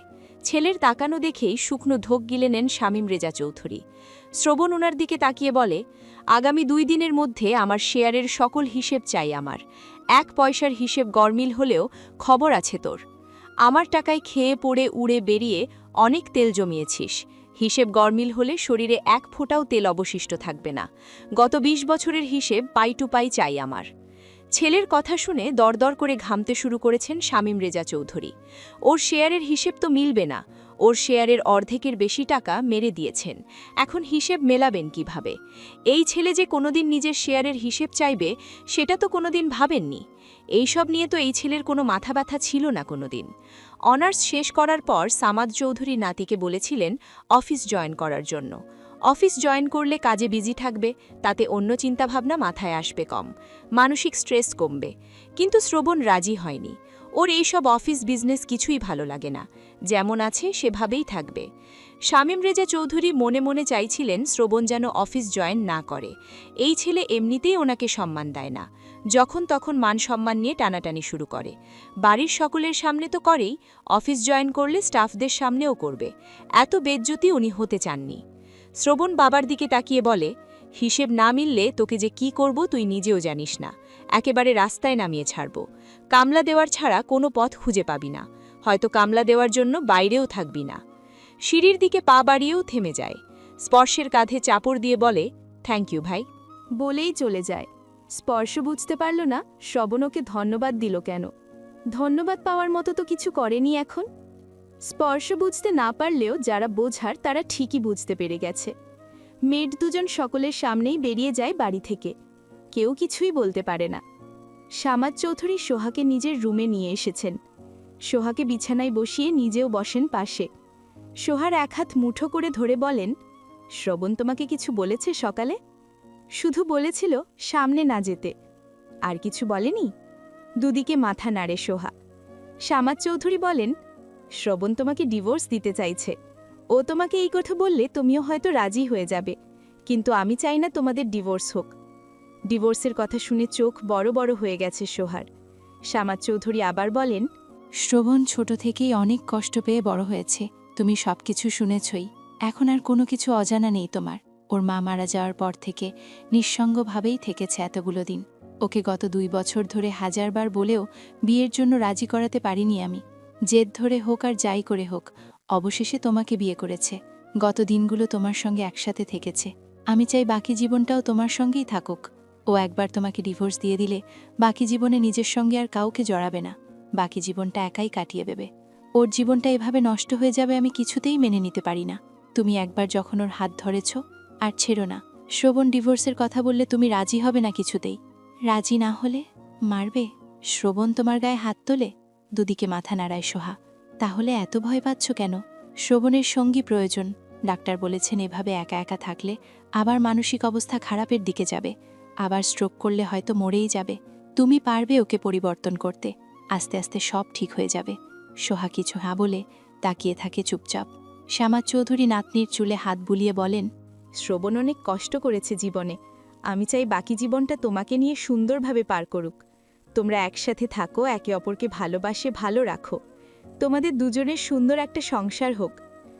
সোহা চুপচাপ দাদার কথা শোনে মন দিয়ে। শ্যামাত চৌধুরী আরও অনেক কথা বলেন। সব শোনে সোহা। সন্ধ্যার পর শ্রবণের রুমে প্রবেশ করে সোহা। বিছানার দিকে তাকিয়ে দেখে শ্রবণ চোখ বন্ধ করে শুয়ে আছে চিত হয়ে। বরাবরের মতোই বুকের ওপর বালিশ চেপে ভরে আছে। সোহা ধীর পায়ে ওয়াশরুমে প্রবেশ করে। দরজা লাগানোর শব্দে শ্রবণ ঘাড় ঘুরিয়ে ওয়াশরুমের দিকে তাকায়। বুঝতে পারে সোহা এসেছে। ডান হাত দিয়ে চোখের কোণে জমে থাকা পানিটুকু মুছে নেয়। একটু পরেই ওয়াশরুম থেকে বেরিয়ে আসে সোহা। হাত মুখে পানির ফোঁটা বিদ্যমান। ড্রেসিং টেবিলের সামনে টুলের ওপর ভেজা টাওয়েল দলা করে রেখে দিয়েছে শ্রবণ। হেঁটে এগিয়ে এসে টাওয়েল হাতে তুলে নেয়। হাত মুখ মুছতে শুরু করতেই শ্রবণের গম্ভীর গলার স্বর ভেসে আসে। হঠাৎ কথা বলায় চমকে ওঠে সোহা। বিছানার দিকে তাকায়। তুই এই রুমে কেন? কোথায় যাব? তোকে নিষেধ করেছি না আমার সামনে আসবি না? এসেছিস কেন? বের হ আমার রুম থেকে। তুমিই তো নিয়ে এসেছিলে আমাকে। এখন আমি যেতে বলছি, যা। আর কোনোদিন আসবি না আমার রুমে আর আমার সামনে। খুব শীঘ্রই ডিভোর্স পেয়ে যাবি। তারপর যাকে খুশি তাকে বিয়ে করে নিবি। আজ থেকে তুই মুক্ত। যত খুশি যেখানে খুশি উড়ে বেড়া। ডিভোর্সই যখন দেবে তাহলে বিয়ে করেছিলে কেন জোর করে? শ্রবণ আগের চেয়েও রেগে তাকিয়ে থাকে। দাঁতে দাঁত পিষে বলে, যেতে বলেছি আমার সামনে থেকে, যা। আমার সব কিছু তো এই রুমেই। গুছিয়ে নিয়ে বিদায় হ আমার চোখের সামনে থেকে। তোদের সহ্য হচ্ছে না। তোকে ডিভোর্স দিতে পারলেই আমি শান্তি পাবো। তোকে দেখলেই তোর মায়ের কুকর্মের কথা মনে পড়ে। তুইও নিশ্চয়ই তোর মায়ের মতোই হয়েছিস। দ্রুত বিদায় হ আমার সামনে থেকে। শ্রবণের রাগারাগির মুখে টিকে থাকতে পারেনি সোহা। সেজন্য শ্রবণের রুম থেকে বেরিয়ে নিজের রুমে চলে এসেছে। রুম থেকে বের হচ্ছিল না বলে শ্রবণ উত্তেজিত হয়ে যাচ্ছিল। শ্রবণকে উত্তেজিত করতে চায় না, তাই রুম থেকে বেরিয়ে এসেছে। শ্রবণ যা বলবে বা করতে চাইবে তা থেকে এক চুলও নড়চড়া হবে না, সেটা এই কয়েকদিনে খুব ভালো করেই বুঝতে পেরে গেছে সোহা। একবার যখন মুখ দিয়ে বের করেছে ডিভোর্স দেবে, তখন দেবেই। এই কাজ থেকে ওকে কেউ আটকাতে পারবে না আর। স্পর্শ এসে দাঁড়ায় সোহার রুমের সামনে। ভেতরে উঁকি দিয়ে সোহাকে দেখতে পেয়ে ভেতরে প্রবেশ করে। সোহা? সোহা মুখ তুলে স্পর্শের দিকে তাকায়। সোহার দু চোখ বেয়ে টপ টপ করে পানি গড়িয়ে পড়ছে। ফর্সা মুখ লাল হয়ে গেছে। স্পর্শ এগিয়ে এসে সোহার সামনে হাঁটু মুড়ে বসে। মুখ তুলে সোহার মুখের দিকে তাকায় মায়াবী দৃষ্টিতে। ক্রন্দনরত সোহাকে দেখতে ভীষণ আদুরে লাগছে। কাঁদছিস কেন? কি হয়েছে? সোহা চোখের পানি মুছে চুপ হয়ে থাকে। ভাইয়া কিছু বলেছে? দুদিকে মাথা নাড়ে সোহা। এত মন খারাপ করে কি হবে? আমাদের ভাগ্যটাই এমন রে, কাঁদিস না আর। সোহা স্পর্শের মুখের দিকে তাকিয়ে আছে। দুই চোখ বেয়ে ঝরঝর করে পানি গড়িয়ে পড়ছে। ভালোবেসেছিলাম তোকে, কিন্তু তুই তো আমার কপালে নেই। ভালোবাসার অনুভূতি ভুল মানুষের জন্য কেন জন্মায়? আমরা যাকে নিজের জীবনে একান্তই আপন করে পাব না, তাদের জন্য কেন এই মায়া জন্ম নেয়? স্পর্শ একটু থামে, লম্বা একটা শ্বাস টেনে নিয়ে আবার বলে, ভাইয়া উপর থেকে নিজেকে যেমনই দেখাক ভেতর থেকে অনেক ভালো একজন মানুষ, তোকে অনেক ভালো রাখবে, ভালোবাসবে। আমার ভাইয়াকে তুই ভালো রাখিস, কোনোদিন ভাইয়ার হাত ছাড়িস না। মা খালার গুণ কোনোদিন নিজের মধ্যে আসতে দিস না। তুই জানিস তো ভাইয়া ছোটবেলা থেকে অনেক কষ্ট পেয়েছে। আমি জানি তুই ভাইয়াকে ভালোবাসবি, ভালো রাখবি। যত যাই হয়ে যাক তুই ভাইয়াকে ছাড়িস না। একটু থেমে আবার বলে, আমি আগামীকাল হস্টেলে চলে যাব। কবে বাড়িতে আসবো ঠিক নেই, আবার আসবো কিনা তারও ঠিক নেই। ভালো থাকিস আর আমার ভাইয়াকেও ভালো রাখিস।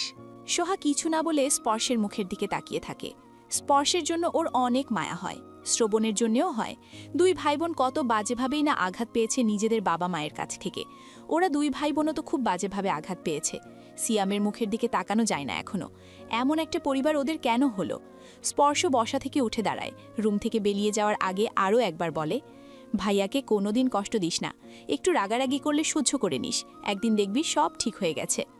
স্পর্শ বেরিয়ে যায় রুম থেকে। সোহা আগের মতোই বসে রইল। স্পর্শ নিজের রুমে এসে দরজা লাগিয়ে দেয় ভেতর থেকে। অবাধ্য চোখের পানি ঝরঝর করে পড়তে শুরু করে। ভালোবাসা হারিয়ে ফেলার চেয়ে বেশি কষ্ট হচ্ছে নিজের বাবা মায়ের আসল রূপ জানার পর আর বড় ভাইয়ের জন্য। এই দুনিয়ার মানুষ এত স্বার্থপর কেন হয়? অন্যের ভালো থাকা আর সুখ কেন কেড়ে নেয়? রাত 9টার পর অনিমা চৌধুরী সোহার রুমে প্রবেশ করেন। এতক্ষণ রান্নাঘরে ছিলেন জ্বর নিয়েই। অনেকক্ষণ ধরে মেয়ের সঙ্গে কথা বলার জন্য ছটপট করছিলেন, কিন্তু সুযোগ পাচ্ছিলেন না। সোহা ব্ল্যাঙ্কেট দিয়ে গলা পর্যন্ত ঢেকে শুয়ে আছে উল্টো ফিরে। দুপুরে হালকা খেয়েছিল, এখন আর খেতে ইচ্ছে করছে না। সোহা মায়ের ডাক শুনে বুক আরও ভারী হয়ে আসে সোহার। মায়ের দিকে না তাকিয়ে আগের মতোই শুয়ে রইল নিশ্চুপ হয়ে। অনিমা চৌধুরী বিছানায় বসে সোহার গায়ের ওপর থেকে ব্ল্যাঙ্কেট টেনে সরিয়ে দেন। গায়ে ধাক্কা দিয়ে বলেন, সোহা ঘুমিয়ে পড়েছিস? ওঠ, কথা আছে তোর সঙ্গে। ভালো লাগছে না, যাও এখান থেকে। কিভাবে কথা বলছিস তুই আমার সঙ্গে? আমি তোর মা হই। ভালো লাগছে না আমার, ডিস্টার্ব করবে না। তুই ওঠ আগে, দরকারি কথা আছে তোর সঙ্গে। সোহাকে শুয়ে থাকতে দেন না অনিমা চৌধুরী, টেনে তুলে জোর করে বসিয়ে দেন। সোহা মায়ের মুখের দিকে তাকায় না, নিচের দিকে দৃষ্টি রেখে মায়ের হাত সরিয়ে দেয় গা থেকে। বলো, কি বলবে? শ্রবণ তোকে ডিভোর্স দিতে চায়? হ্যাঁ, তাহলে দিয়ে দে। সোহা মুখ তুলে তাকায় মায়ের মুখের দিকে। অনিমা চৌধুরীকে চেনাই যাচ্ছে না এখন, চেহারা পুরোপুরি বদলে গেছে। তুই শ্রবণকে ডিভোর্স দিয়ে দে, ওই পাগলের সঙ্গে তোর সংসার করতে হবে না। শ্রবণকে ডিভোর্স দিয়ে স্পর্শকে বিয়ে করে নে। তুমি পাগল হয়ে গেছো? বড় ভাইকে ডিভোর্স দিয়ে আমি ছোট ভাইকে বিয়ে করব? সমস্যা কি? স্পর্শ তো তোকে ভালোবাসে, ও অবশ্যই তোকে বিয়ে করবে। আমি বিয়ে করতে চাই না। কেন? তুইও তো ভালোবাসিস স্পর্শকে। ভালোবাসি না, যাও এখান থেকে। তুই কি শ্রবণের সঙ্গে সংসার করতে চাইছিস? হ্যাঁ।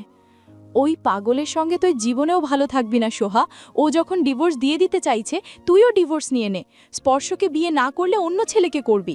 দুনিয়ায় কি ছেলের অভাব পড়েছে? তুই দেখতে সুন্দর, বাবা মায়ের টাকা পয়সা আছে, তোর পেছনে ছেলেদের লাইন পড়ে যাবে। চুপ করো। সোহার গলার স্বরে একটু ভয়ের মিশ্রণ আছে, চোখে মুখেও ভয়ে ছড়িয়ে পড়েছে। অনিমা চৌধুরী না থেমে বলেন, কেন চুপ করব? শ্রবণ বাড়ির সকলের সামনেই তোর সঙ্গে যাচ্ছে তাই ব্যবহার করে, আড়ালেও নিশ্চয়ই করে। ওর মাথার তার তুর সব ছেঁড়া, পাগল হয়ে তোকে মেরে ফেলবে। মরার জন্য কেন একটা পাগলের সঙ্গে পুরো কথা শেষ করার আগেই সোহা কিছুটা রাগী স্বরে বলে, চুপ করতে বলেছি, চুপ করো। আমাকে নিয়ে ভাবতে হবে না তোমার, অনেক ভেবে ফেলেছ। জন্ম না দিলেও পারতে। জন্ম যখন দিয়েই ফেলেছ, তখন জন্মের পর বিষ খাইয়ে মেরে ফেললেও ভালো একটা কাজ করতে জীবনে। তুই ওই পাগলের জন্য আমার সঙ্গে এভাবে কথা বলছিস? মরতে না চাইলে মুখটা বন্ধ করে রাখো একটু। সোহার চাপা স্বরে বলা কথাগুলো শুনতে পেলেও বুঝতে পারেন না কথার মানে। এমন কথা কেন বলল? সোহার দৃষ্টি অনুসরণ করে দরজার দিকে তাকাতেই দেখেন শ্রবণ দাঁড়িয়ে আছে অগ্নিমূর্তি রূপ ধারণ করে। ওকে এই অবস্থায় এখানে দেখে গলা শুকিয়ে যায় অনিমা চৌধুরীর। এই ছেলে এখানে আসলো কখন? ও সব কথা শুনেছে? যদি শুনে থাকে তাহলে আজ ওনাকে কেউ বাঁচাতে পারবে না ওর হাত থেকে। শ্রবণ ধীর পায়ে প্রবেশ করে, আশেপাশে তাকিয়ে কিছু খোঁজে। ভয়ে অনিমা চৌধুরী বিছানার অপর পাশে চলে গেছেন। শ্রবণ বিছানার কাছে এসে দাঁড়ায়। সোহা দ্রুত নেমে আসে বিছানা থেকে, ভয়ে ভয়ে কম্পিত স্বরে বলে, কিছু বলবে? হ্যাঁ, ওই কুত্তার বাচ্চার জিহবার টেনে ছিড়ব। সোহা মায়ের দিকে তাকায়, ভয়ে উনার মুখের রং আরও পাল্টে গেছে। কুত্তার বাচ্চা মেয়েকে নিজের মতো 12 ভাতারি বানাতে চাইছিস? সোহার কান ঝাঁ ঝাঁ করে ওঠে শ্রবণের কথা শুনে। ভয়ে কিছু বলতেও পারছে না বেচারি। শ্রবণ সোহার মুখের দিকে তাকায়, খপ করে গলা চেপে ধরে বলে, এখনো ডিভোর্স দেইনি তার আগেই নিজের পেছনে ছেলেদের লাইন লাগানোর প্ল্যান করছিস মায়ের সঙ্গে? সোহা শ্রবণের হাত সরিয়ে দেওয়ার চেষ্টা করে দুদিকে মাথা নাড়ায়। শ্রবণ গলা ছেড়ে দেয়। অনিমা চৌধুরীর দিকে তাকিয়ে বজ্র কণ্ঠে বলে, কুত্তার বাচ্চা, তোকে কাজ করতে বলেছি, তুই এখানে বসে কি করছিস? মেয়ের পেছনে ছেলেদের লাইন লাগিয়ে মেয়েকে ব্যবসায়ী বানানোর প্ল্যান করছিস? শ্রবণের কথা শুনে কেঁদে ফেলে সোহা। কেঁদে কেঁদে বলে, প্লিজ চুপ করো তুমি। কেন চুপ করব? তোরা করলে দোষ নেই আর আমি বললেই দোষ? তুমি এসব কথা কেন বলছো? তোরা যা বলছিলি আমি তো সেটাই বলছি। আমার কানে কোনো সমস্যা নেই, স্পষ্টই শুনতে পাই আমি। শুনেছি তো কি প্ল্যান করছিলি দুজন মিলে। আমাকে তোদের পাগল মনে হয়? আমি পাগল? ওই কুত্তার বাচ্চা নষ্টা মহিলা আমি পাগল? আমার মাথার তার ছেঁড়া? নিজের মতো নষ্টা বানাবি মেয়েকে? নিজের মা এক নষ্টা, তোদের দুই বোনকেও বানিয়েছে নষ্টা, এখন তুই তোর মেয়েকেও নষ্টা বানাবি? কথা বলছিস না কেন? ডিভোর্স দিতে চেয়েছিলাম কিন্তু এখন আর দেব না। তোর মেয়ে মরার আগে আর আমার কাছ থেকে মুক্তি পাবে না। তোর মেয়ের জীবন দেখিস শুধু কিভাবে জাহান্নাম বানাই আমি। এই নষ্টার বাচ্চা আয় আমার সাথে। সোহার হাত চেপে ধরে দরজার দিকে পা বাড়ায়। সোহা পেছন ফিরে মায়ের দিকে তাকিয়ে অভিমান ভরা সুরে বলে, তোমাকে আমি জীবনেও মাফ করব না। শোভন সোহাকে টেনে নিয়ে নিজের রুমে ফিরে আসে। রুমের ভেতরে এসে সোহার হাত ছেড়ে দিয়ে দরজা লাগিয়ে দেয় ভেতর থেকে। ঘুরে দাঁড়াতেই ভয়ে পিছিয়ে যেতে শুরু করে সোহা। বল, কি কি প্ল্যান করলি ওই নষ্টার সঙ্গে? কোনো প্ল্যান করিনি। নিজের পেছনে ছেলেদের লাইন লাগাবি? না না। তোকে ডিভোর্স দিয়েছি এখনো? না। ভয়ে পেছাতে পেছাতে দেওয়ালের সঙ্গে ঠেকে গেছে সোহা। শ্রবণ এসে ওর সামনে দাঁড়ায়। দুজনের মাঝখানে এক হাত দূরত্ব। শ্রবণের ফর্সা চেহারা লাল হয়ে উঠেছে, চোখ দুটো ভয়ঙ্কর দেখাচ্ছে, চোখ মুখে স্পষ্ট হিংস্রতা প্রকাশ পাচ্ছে। ভীষণ রেগে আছে বোঝাই যাচ্ছে। আমার কাছ থেকে এখনো ডিভোর্স পাসনি? তুই এখনো আমার বউ। তুই আমার বউ থাকা অবস্থায় নিজের পেছনে ছেলেদের লাইন লাগানোর চিন্তা কিভাবে করলি? তো তুমি আমাকে ভুল বুঝছো, তুমি পুরো কথা শোনোনি বোধহয়। আমি এমন কিছু বলিনি। শ্রবণ ঠাস করে একটা চর বসিয়ে দেয় ডালে। সোহার মাথা একদিকে হেলে পড়েছে। শ্রবণ চিৎকার করে বলে, কুত্তার বাচ্চা, কি শুনিনি আর কি শোনাতে চাইছিস? ডিভোর্স দিতে চেয়েছি বলে রং লেগেছে মনে?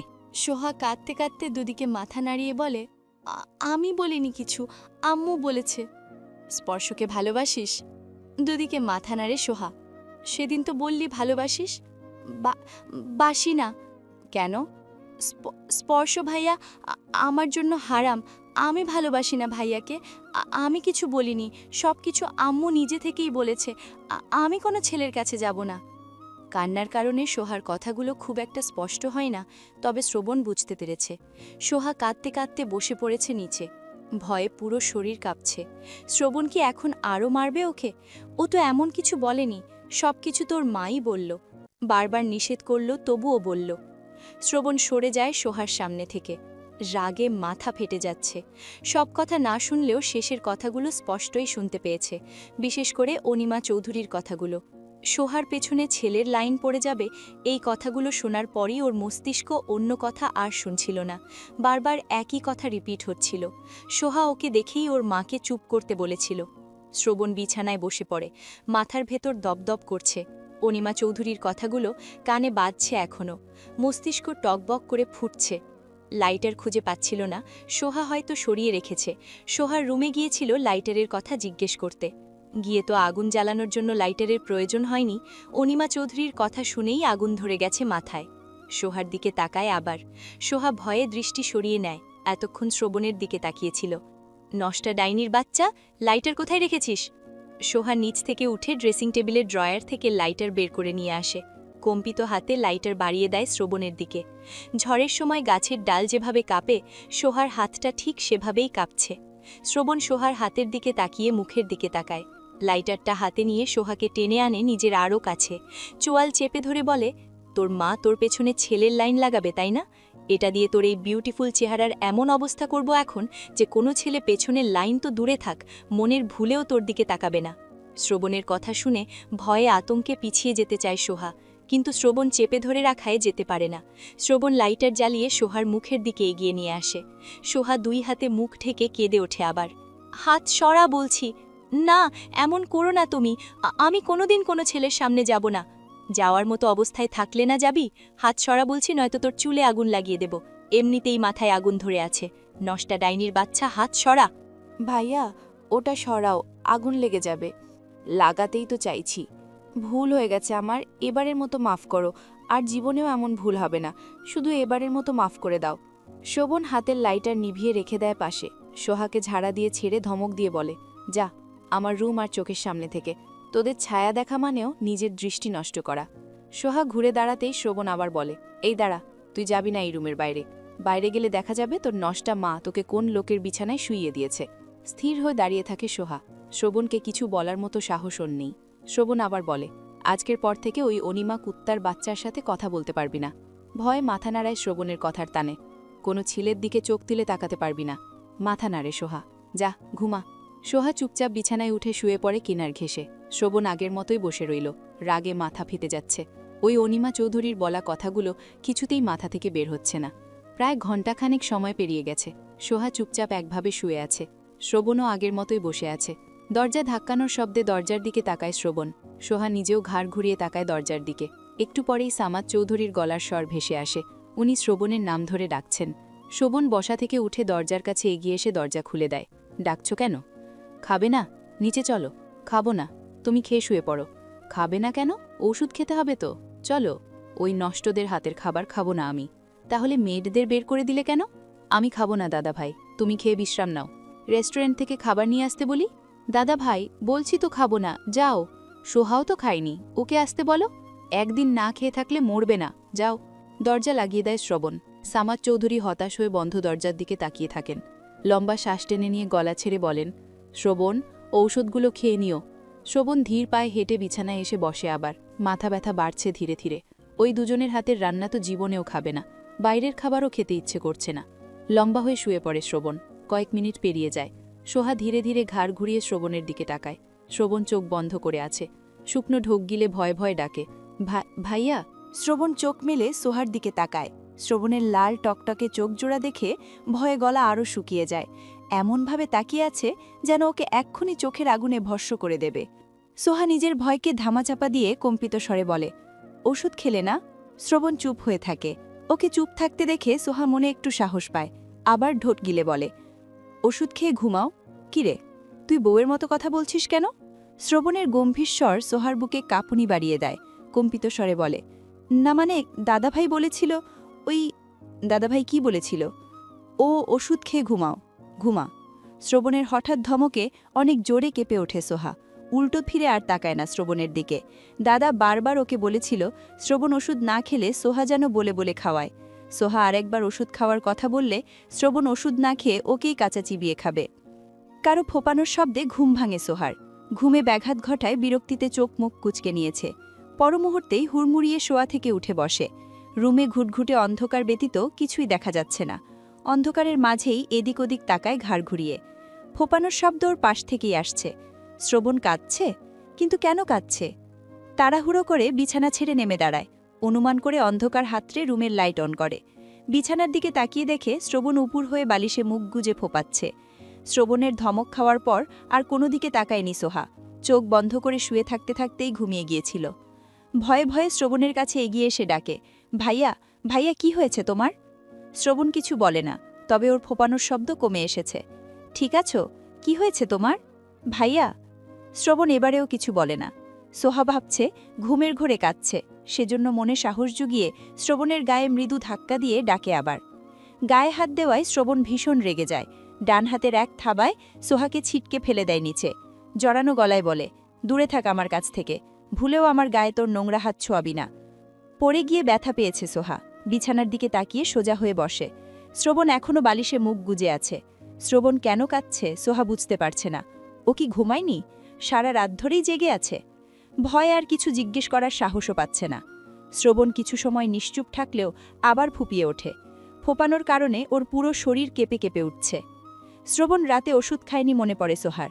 ওষুধ না খাওয়ার কারণেই কি এমন করছে? হতে পারে। বসা থেকে উঠে ভয়ে ভয়ে আবার এগিয়ে আসে শ্রবণের দিকে। কিছুটা দূরত্ব বজায় রেখে দাঁড়ায় যেন আবার ফেলে দিতে না পারে। কি হয়েছে তোমার? এভাবে কাঁদছো কেন? শ্রবণ মুখ তুলে সোহার দিকে তাকায় ঘাড় ঘুরিয়ে। ওর চোখ জোড়া দেখে সোহার আত্মা কেঁপে ওঠে। চোখ জোড়া যেন পানির বদলে রক্তে টুইটুম্বর হয়ে আছে। ভয় পেয়ে কয়েক কদম পিছিয়ে যায়। মানুষ কম অন্য কিছু মনে হচ্ছে শ্রবণকে। শোয়া থেকে উঠে বসতে গিয়ে পড়ে যেতে নেয়। দ্রুত নিজেকে সামলে নিয়ে কোনো রকমে উঠে বসে। মাথায় এত পরিমাণ যন্ত্রণা হচ্ছে যে সব কিছু ঘোলা ঘোলা দেখছে। ঘুম আসছে না, বারবার মা আর বোনের কথা মনে পড়ছে। অদ্ভুত সব হ্যালুসিনেশন করছে। জেগে থেকেও স্বপ্নে দেখছিল ওর মা বোনকে ওর সামনে খুন করা হচ্ছে নৃশংসভাবে। আরও কত কিছুই যে চোখে ভাসছিল। মা বোনের কথা স্মরণ করে আজকে আর নিজেকে সামলাতে পারছিল না। ফুপিয়ে কেঁদে উঠেছে নিজের অজান্তেই। মাথার যন্ত্রণায় পাগলের মতো লাগছে এখন। রাতে ওষুধ না খেয়ে অনেক বড় ভুল করেছে। এখন নিজের মাথা নিজেরই ফাটিয়ে ফেলতে ইচ্ছে করছে। শ্রবণ বসা থেকে উঠে দাঁড়ায়। সোহা ভয়ে সরে যায় সামনে থেকে। শ্রবণ সোজা ড্রেসিং টেবিলের সামনে এসে দাঁড়ায়। ড্রেসিং টেবিলের ওপরেই ওষুধগুলো রেখেছিল।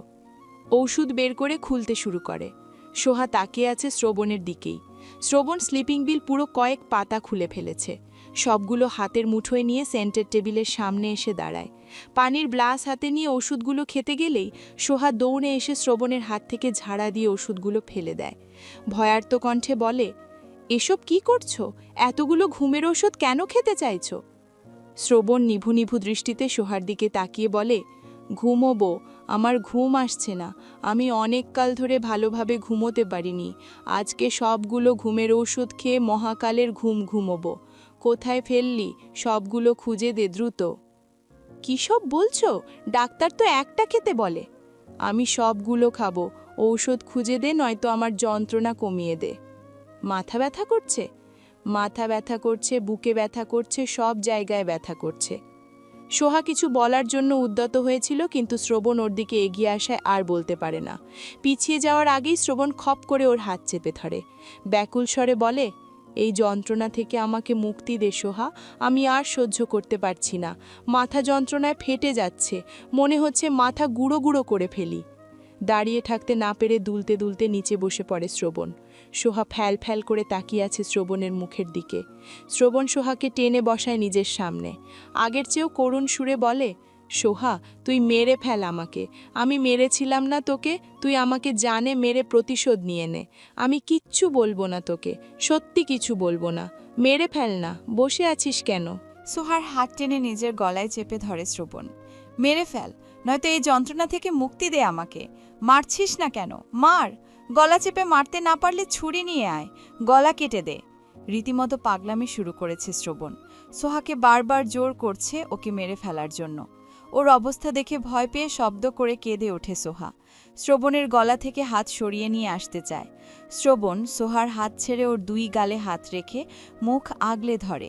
তুই কাঁদছিস কেন? মারবি না আমাকে? তোকে তো মেরেছিলাম আমি, তুইও আমাকে মেরে ফেল। সোহা কাঁদতে কাঁদতে বলে, তুমি শান্ত হও, এমন করছো কেন? শ্রবণ মাথা সোজা করে রাখতে পারছে না। শোয়া থেকে ওঠার পর থেকেই মাথা এদিক ওদিক হেলে পড়ছে বারবার। এখন আরও বেশি এমন হচ্ছে। মাথা ঠিক রাখতে না পেরে সোহার কাঁধের উপর মাথা রেখে গলা জড়িয়ে ধরে শক্ত করে, তবুও সোহাকে নিয়েই হেলে পড়ে যেতে নেয়। সোহা নিজেও কোনো রকমে শ্রবণকে ধরে সোজা হয়ে বসে থাকার চেষ্টা করে। সোহার কাঁধে ভর ছেড়ে দিয়ে জড়ানো গলায় বলে, আমি মরে গেলে আম্মুর কবরের পাশে কবর দিস আমাকে। শ্রবণ সোহাকে আষ্টে পিষ্টে জড়িয়ে ধরে ওর ঘাড়ে মুখ গুজে নিশ্চুপ হয়ে বসে আছে। সোহাকে জড়িয়ে ধরার পর থেকে অদ্ভুত রকমের ভালো লাগছে শ্রবণের। বুকের ভেতর প্রশান্তি ছুঁয়ে যাচ্ছে, যা অনেক কাল ধরে হয় না। সোহার গায়ের ঘ্রাণ যেন মাথা ব্যথা কমিয়ে দিচ্ছে। চুম্বকের মতো শ্রবণকে আটকে রেখেছে সোহার দেহ। ভাইয়া ছাড়ো আমাকে, ওষুধ নিয়ে আসি, খেলে ভালো লাগবে। ওষুধ খাইয়ে বাঁচিয়ে রাখতে চাইছিস কেন? বিষ খাইয়ে মেরে ফেল। সোহা নিজের গলা থেকে শ্রবণের হাত সরিয়ে শ্রবণকে নিজের কাছ থেকে আলাদা করে। শ্রবণ বসে থাকতে না পেরে ঢলে শুয়ে পড়ে ফ্লোরে। সোহা দ্রুত শ্রবণের ওষুধ খুলে নিয়ে আসে। ফ্লোর থেকে দুটো স্লিপিং পিল তুলে নেয়। এছাড়া আর কোনো স্লিপিং পিল নেই এখন। গ্লাসে পানি ঢেলে শ্রবণের পাশে বসে ভয়ে ভয়ে শ্রবণের গালে হাত রেখে মৃদু স্বরে ডাকে, ভাইয়া ওঠো, ওষুধগুলো খাও। শ্রবণ সোহার মুখের দিকে তাকায়। সোহা নিজের ডর ভয় দূরে সরিয়ে শ্রবণকে নিচ থেকে তোলার চেষ্টা করে। শ্রবণ শক্তি প্রয়োগ করে নিজেই উঠে বসে কোনো রকমে। এখন যেন আরও দুর্বল হয়ে পড়েছে। সোহা কোনো রকমে ওষুধগুলো শ্রবণকে খাওয়ায়। বিছানায় উঠে ঘুমাও। মাথা সোজা রাখতে পারছি না, মাথায় বাড়ি মার একটা। এত যন্ত্রণা কেন হচ্ছে? ওঠো এখান থেকে, যন্ত্রণা ঠিক হয়ে যাবে কিছুক্ষণের মধ্যে। সোহার সাহায্য নিয়ে নিচ থেকে উঠে বিছানায় শুয়ে পড়ে শ্রবণ। ওর অনুভব হচ্ছে কেউ যেন ওর মাথায় মেরে মাথা থেতলে দিয়েছে। মনে হচ্ছে মাথা আস্ত নেই, সেজন্য এত যন্ত্রণা হচ্ছে। সোহা পানির গ্লাস সরিয়ে রেখে লাইট অফ করে বিছানায় উঠে শুয়ে পড়ে নিজের জন্য বরাদ্দকৃত জায়গায়। শ্রবণ দুজনের মাঝখানের কোলবালিশ সরিয়ে দেয়। নিজে থেকেই সোহার কাছে এগিয়ে এসে সোহাকে নিজের দিকে ফিরিয়ে সোহার বুকে মুখ গুজে দেয়। সোহার হাত তুলে দেয় নিজের মাথায়। সোহার বুকে আশ্রয় নিয়ে ওকে জড়িয়ে ধরে শক্ত করে। দুজনের মাঝখানে একটা পিঁপড়া গলার মতো জায়গা নেই। সোহার শরীর শিরশির করে ওঠে, আবার হৃদযন্ত্র জোরে জোরে শব্দ তুলছে। লম্বা শ্বাসে সোহার গায়ের ঘ্রাণ নিজের ভেতর টেনে নেয় শ্রবণ। সোহাকে জড়িয়ে ধরলেই কেমন শান্তি শান্তি লাগছে। বুকে এমনভাবে মুখ গুজেছে যে মনে হচ্ছে বুকের ভেতর ঢুকে যেতে চাইছে। সোহা স্থির হয়ে জমে আছে, শ্বাসও যেন ফেলছে না এখন। শ্রবণের উত্তপ্ত শ্বাস ওর বুকে আছড়ে পড়ছে। শ্রবণের শক্ত হাতের বন্ধনে আটকা পড়ে গেছে। শ্রবণের গায়ের পুরুষালী ঘ্রাণ যেন ওর শ্বাস আটকে দিচ্ছে বারংবার। চুলে হাত বুলিয়ে দে, টেনে দে। সোহা দ্রুত চুলে হাত বুলাতে শুরু করে। শ্রবণ পূর্বের ন্যায় শুয়ে আছে। এই বুকে এত শান্তি কেন? ওর সব অশান্তি আর যন্ত্রণা গ্রাস করে নিচ্ছে এই শান্তি। সময় গড়ায়, শ্রবণ ঘুমিয়ে গেছে।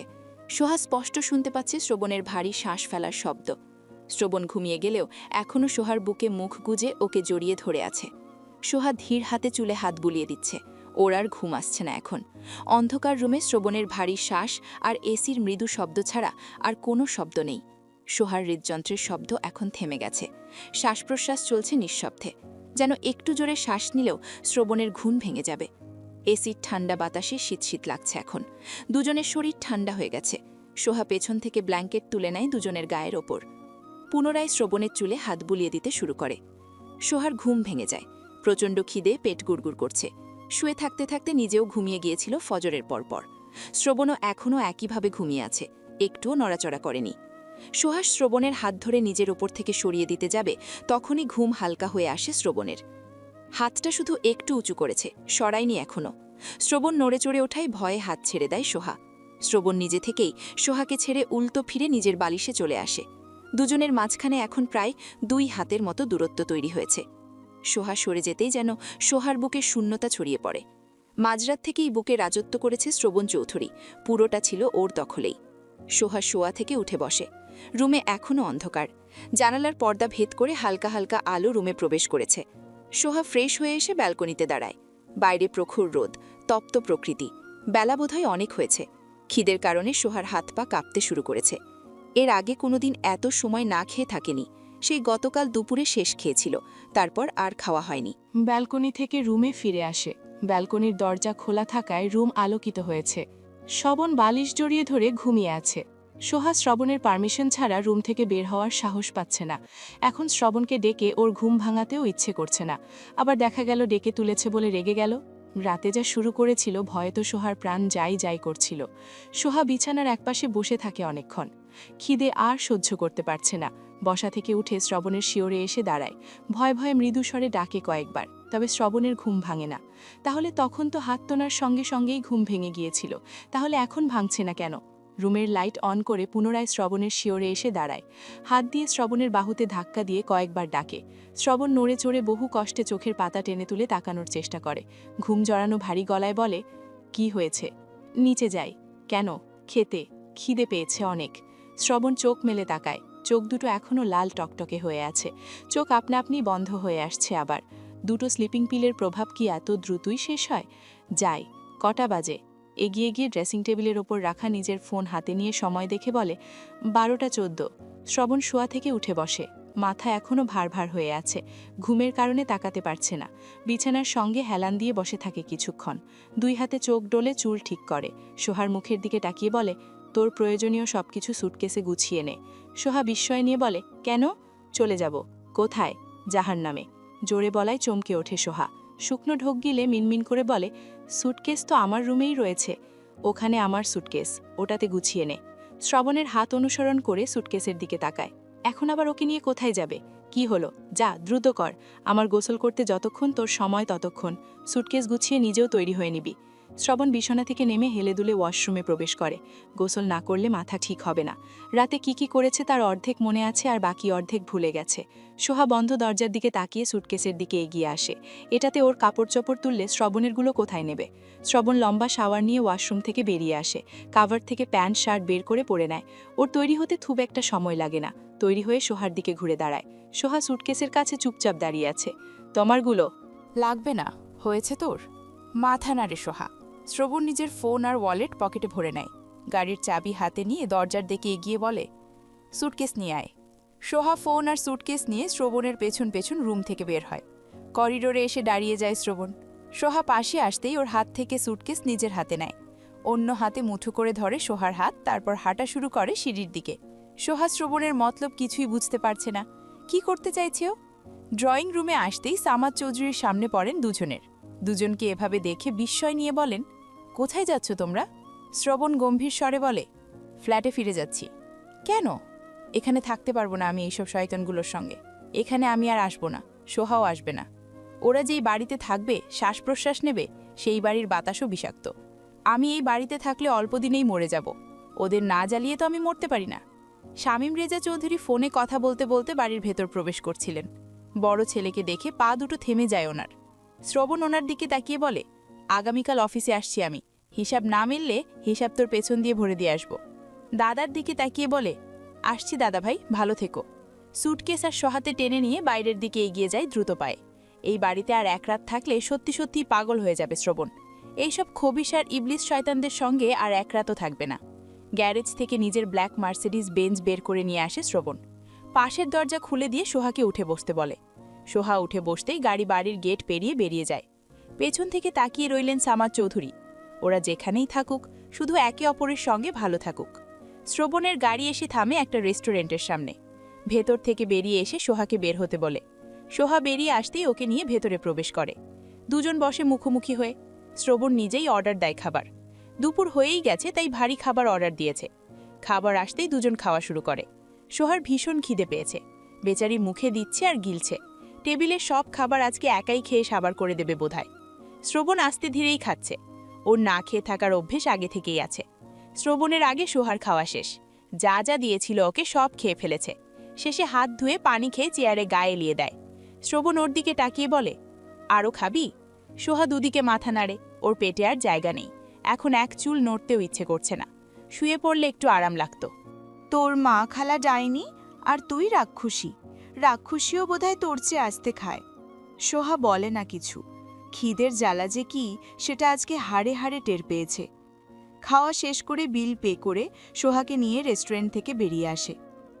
রাতের খাবার খেয়ে শুয়ে আছে সোহা। রাত প্রায় 10টা বাজতে চলল, তবে সোহার চোখে ঘুম নেই। চোখে ঘুম না থাকলেও মনে ভয় আছে অনেক। একা একটা রুমে থাকতে ওর ভীষণ ভয় করছে। ব্যাপারটা এমন নয় যে সোহা আগে কোনোদিন একা রুমে রাত্রিযাপন করেনি। সোহা নিজ বাড়িতে ছোটবেলা থেকে একাই রাত্রিযাপন করেছে। তবে শ্রবণের ফ্ল্যাটে একা রুমে থাকতে ওর ভয় ভয় লাগছে। মনে উদ্ভট সব চিন্তাভাবনা ঘুরঘুর করছে। ভয়ে রুমের লাইটও অফ করেনি। লাইটের আলোয় ফকফকা পুরো রুম।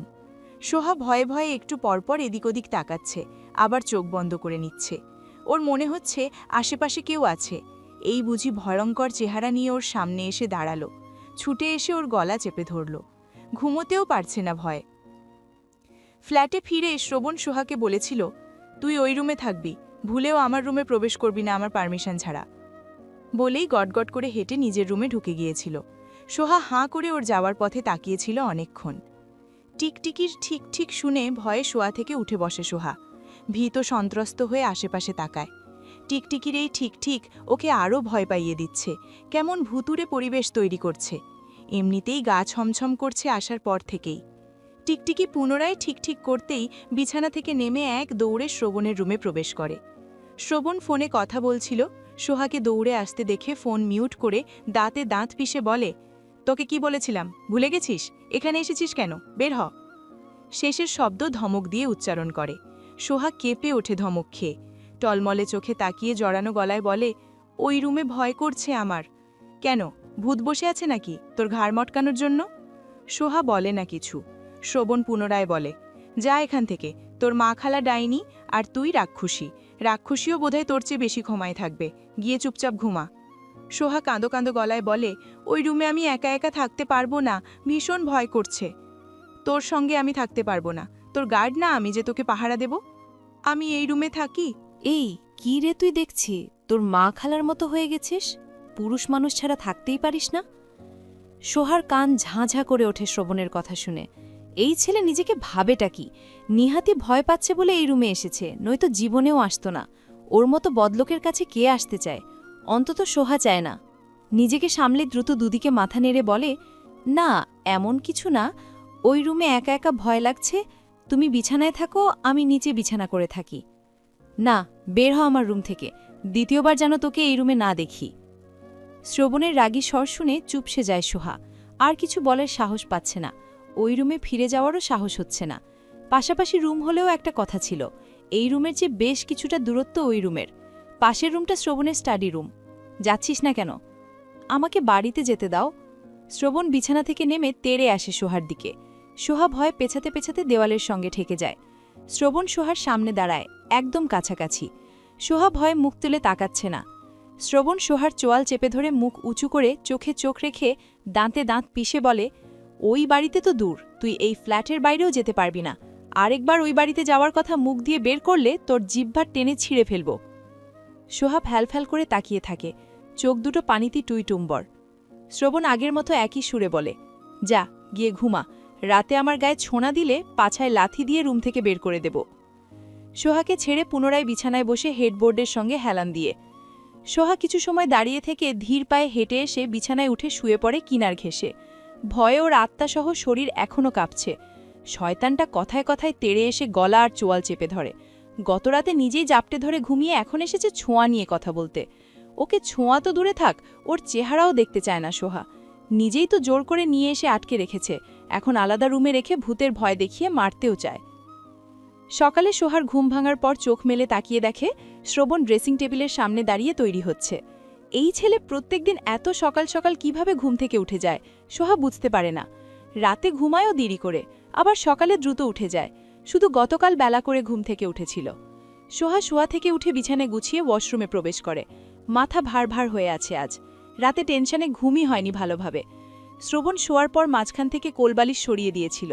সোহাকে মারার মতো কোনো কারণ পাচ্ছিল না, তাই শয়তানি করে বালিশ সরিয়ে দিয়েছিল যেন সোহা ঘুমের ঘোরে ওর কাছে চলে আসে আর ও সোহাকে উত্তম মাধ্যম দিতে পারে। বেচারি সোহা শ্রাবণের মতলব বুঝতে পেরে ঘুমোতেই পারেনি ভালোভাবে। ওর ঘুমের ঘোরে গড়াগড়ি করার অভ্যাস। ঘুমের ঘোরে কখন জানি শ্রাবণের গায়ে ছোঁয়া দিয়ে ফেলে আর শ্রাবণ ওকে উধম কেলানি দেয়। শ্রাবণ ফর্মাল সাদা শার্ট আর কালো প্যান্ট পরেছে। শার্ট ইন করা, হাতা কনুই পর্যন্ত গোটানো। চুলগুলো হেয়ার জেল দিয়ে সেট করেছে। হাতে ঘড়ি পরে সানগ্লাস শার্টের সামনে ঝুলিয়ে নেয়। ফোন, ওয়ালেট আর গাড়ির চাবি পকেটে ভরে নেয়। প্রায় 9টা বাজতে চলল। নাস্তা করে যাবে অফিসে। আজ দুই ভাইয়ের হাদা টাইট করে দিয়ে আসবে। শাহিন রেজা চৌধুরীও কম দোষী নয়। উনি চাইলেই শ্রাবণের সঙ্গ দিতে পারতেন তখন, কিন্তু দেননি। দেখেছেন শুধু নিজের স্বার্থ, নিজেদের নিয়ে ভেবেছেন সবসময়, ভাতিজার দিকে ফিরেও তাকাননি। শ্রাবণ ডাইনিং টেবিলে বসে চেয়ার টেনে। জিম থেকে ফেরার সময় নাস্তা কিনে নিয়ে এসেছে দুজনের জন্য। শ্রাবণের খাওয়ার মাঝেই সোহা আসে ডাইনিং টেবিলের কাছে। চোখ দিয়ে গিলে খাবি নাকি? শ্রাবণের কর্কশ স্বর শুনে মাথা নিচু করে নেয় সোহা। শ্রাবণ আগের মতোই কর্কশ স্বরে বলে, এগুলো গিলে দুপুরে রান্না করবি। সোহা তড়িৎ গতিতে মুখ তুলে তাকায়। ও রান্না করবে? শ্রাবণ পুনরায় বলে, বুঝতে পেরেছিস আমার কথা? আমি তো রান্না করতে পারি না। পারিস না, শিখে নিবি। আমি দুপুরে ফিরে এসে খাবো, খাবার যেন রেডি থাকে। খাবার ভালো না হলে তোর কপালে শনি আছে। সোহা কাঁদো কাঁদো গালায় বলে, একবেলার মধ্যে কিভাবে রান্না শিখব? সেটা তো আমি জানি না। তুই রান্না করবি, আমি খাবো। আমি সত্যি সত্যি রান্না করতে পারি না। এক কথা বারবার বলবি তো কানসা বরাবর দেব একটা। সোহা চোখের পানি মুছতে মুছতে শ্রাবণের দিকে তাকিয়ে থাকে। এ কেমন জালিম! রান্না করতে বলছে, আবার খাবার ভালো না হলেও খবর আছে বলছে। জীবনে একটা ডিম সিদ্ধ করেনি, আজকে রান্না কিভাবে করবে? শ্রাবণ নিজের খাওয়া শেষ করে উঠে দাঁড়ায়। টিস্যু পেপার দিয়ে হাত মুছতে মুছতে দরজার দিকে এগিয়ে যায়। সোহা পেছন থেকে জড়ানো গলায় বলে, কি রান্না করব? শ্রাবণ পেছন না ফিরেই বলে, গরুর মাংস, মুসুর ডাল, করলা ভাজি, মাছ ভাজি, ডিম ভুনা আর ভাত। এত কিছু? সোহার ওষ্ঠজোড়া ফাঁকা হয়ে গেছে। এত কিছু ও একা একা কিভাবে করবে? রান্নাই করতে পারে না, সেখানে এত কিছু করা ওর পক্ষে অসম্ভব। শ্রাবণ বেরিয়ে গেছে ফ্ল্যাট থেকে। সোহা তখনও ঠায় দাঁড়িয়ে আছে। ওর মাথা কাজ করছে না, হাত পা ছড়িয়ে গলা ছেড়ে কাঁদতে ইচ্ছে করছে। কোন পাপের কারণে এই শ্রাবণ নামক ঝড় ওর জীবনে আসলো? ভালোই তো ছিল, শান্তিতে ছিল। ভালো থাকা আর শান্তি কেড়ে নেওয়ার জন্যই এই শ্রাবণ ওর জীবনে এসেছে। খিদে পেয়েছে, চেয়ার টেনে বসে খাওয়ার জন্য। আগে খেয়ে পেট ঠান্ডা করে নিক, তারপর ভাববে কিভাবে কি করবে। খেতে খেতে আশেপাশে নজর বুলায়। এত বড় ফ্ল্যাটে ও একা রয়েছে, কেমন গা ছমছম করছে। খাওয়া শেষ হতেই টেবিল গুছিয়ে রেখে রান্নাঘরে আসে। রান্না করতে তো বলে গেল, রান্নার জিনিস আছে কি? ফ্রিজ খুলে নরমালে ডিম পেয়ে যায়, তবে করলা নেই। ডিপ খুলে মাংস বের করে, মাছ বের করে পানিতে ভিজিয়ে রাখে। পুরো রান্নাঘর তন্ন তন্ন করে খুঁজেও ডাল পায় না, হয়তো নেই। রুমে গিয়ে ফোন নিয়ে আসে। শ্রবণ গতকালই ওয়াইফাই কানেক্ট করে দিয়েছিল। ইউটিউবে ঢুকে রান্নার ভিডিও দেখতে শুরু করে। ভিডিও দেখে দেখে সব মশলা বের করে। কাঁচামরিচ আর পেঁয়াজ কুচি কুচি করে কেটে নেয়। রসুন আর আদা ব্লেন্ডারে ব্লেন্ড করে নেয়। রান্নার সবকিছু প্রস্তুত করে ডিম সিদ্ধ হওয়ার জন্য চুলায় বসায়। কফি কিভাবে বানাতে হয় সেই ভিডিও দেখে নিজের জন্য এক মগ কফি বানায়।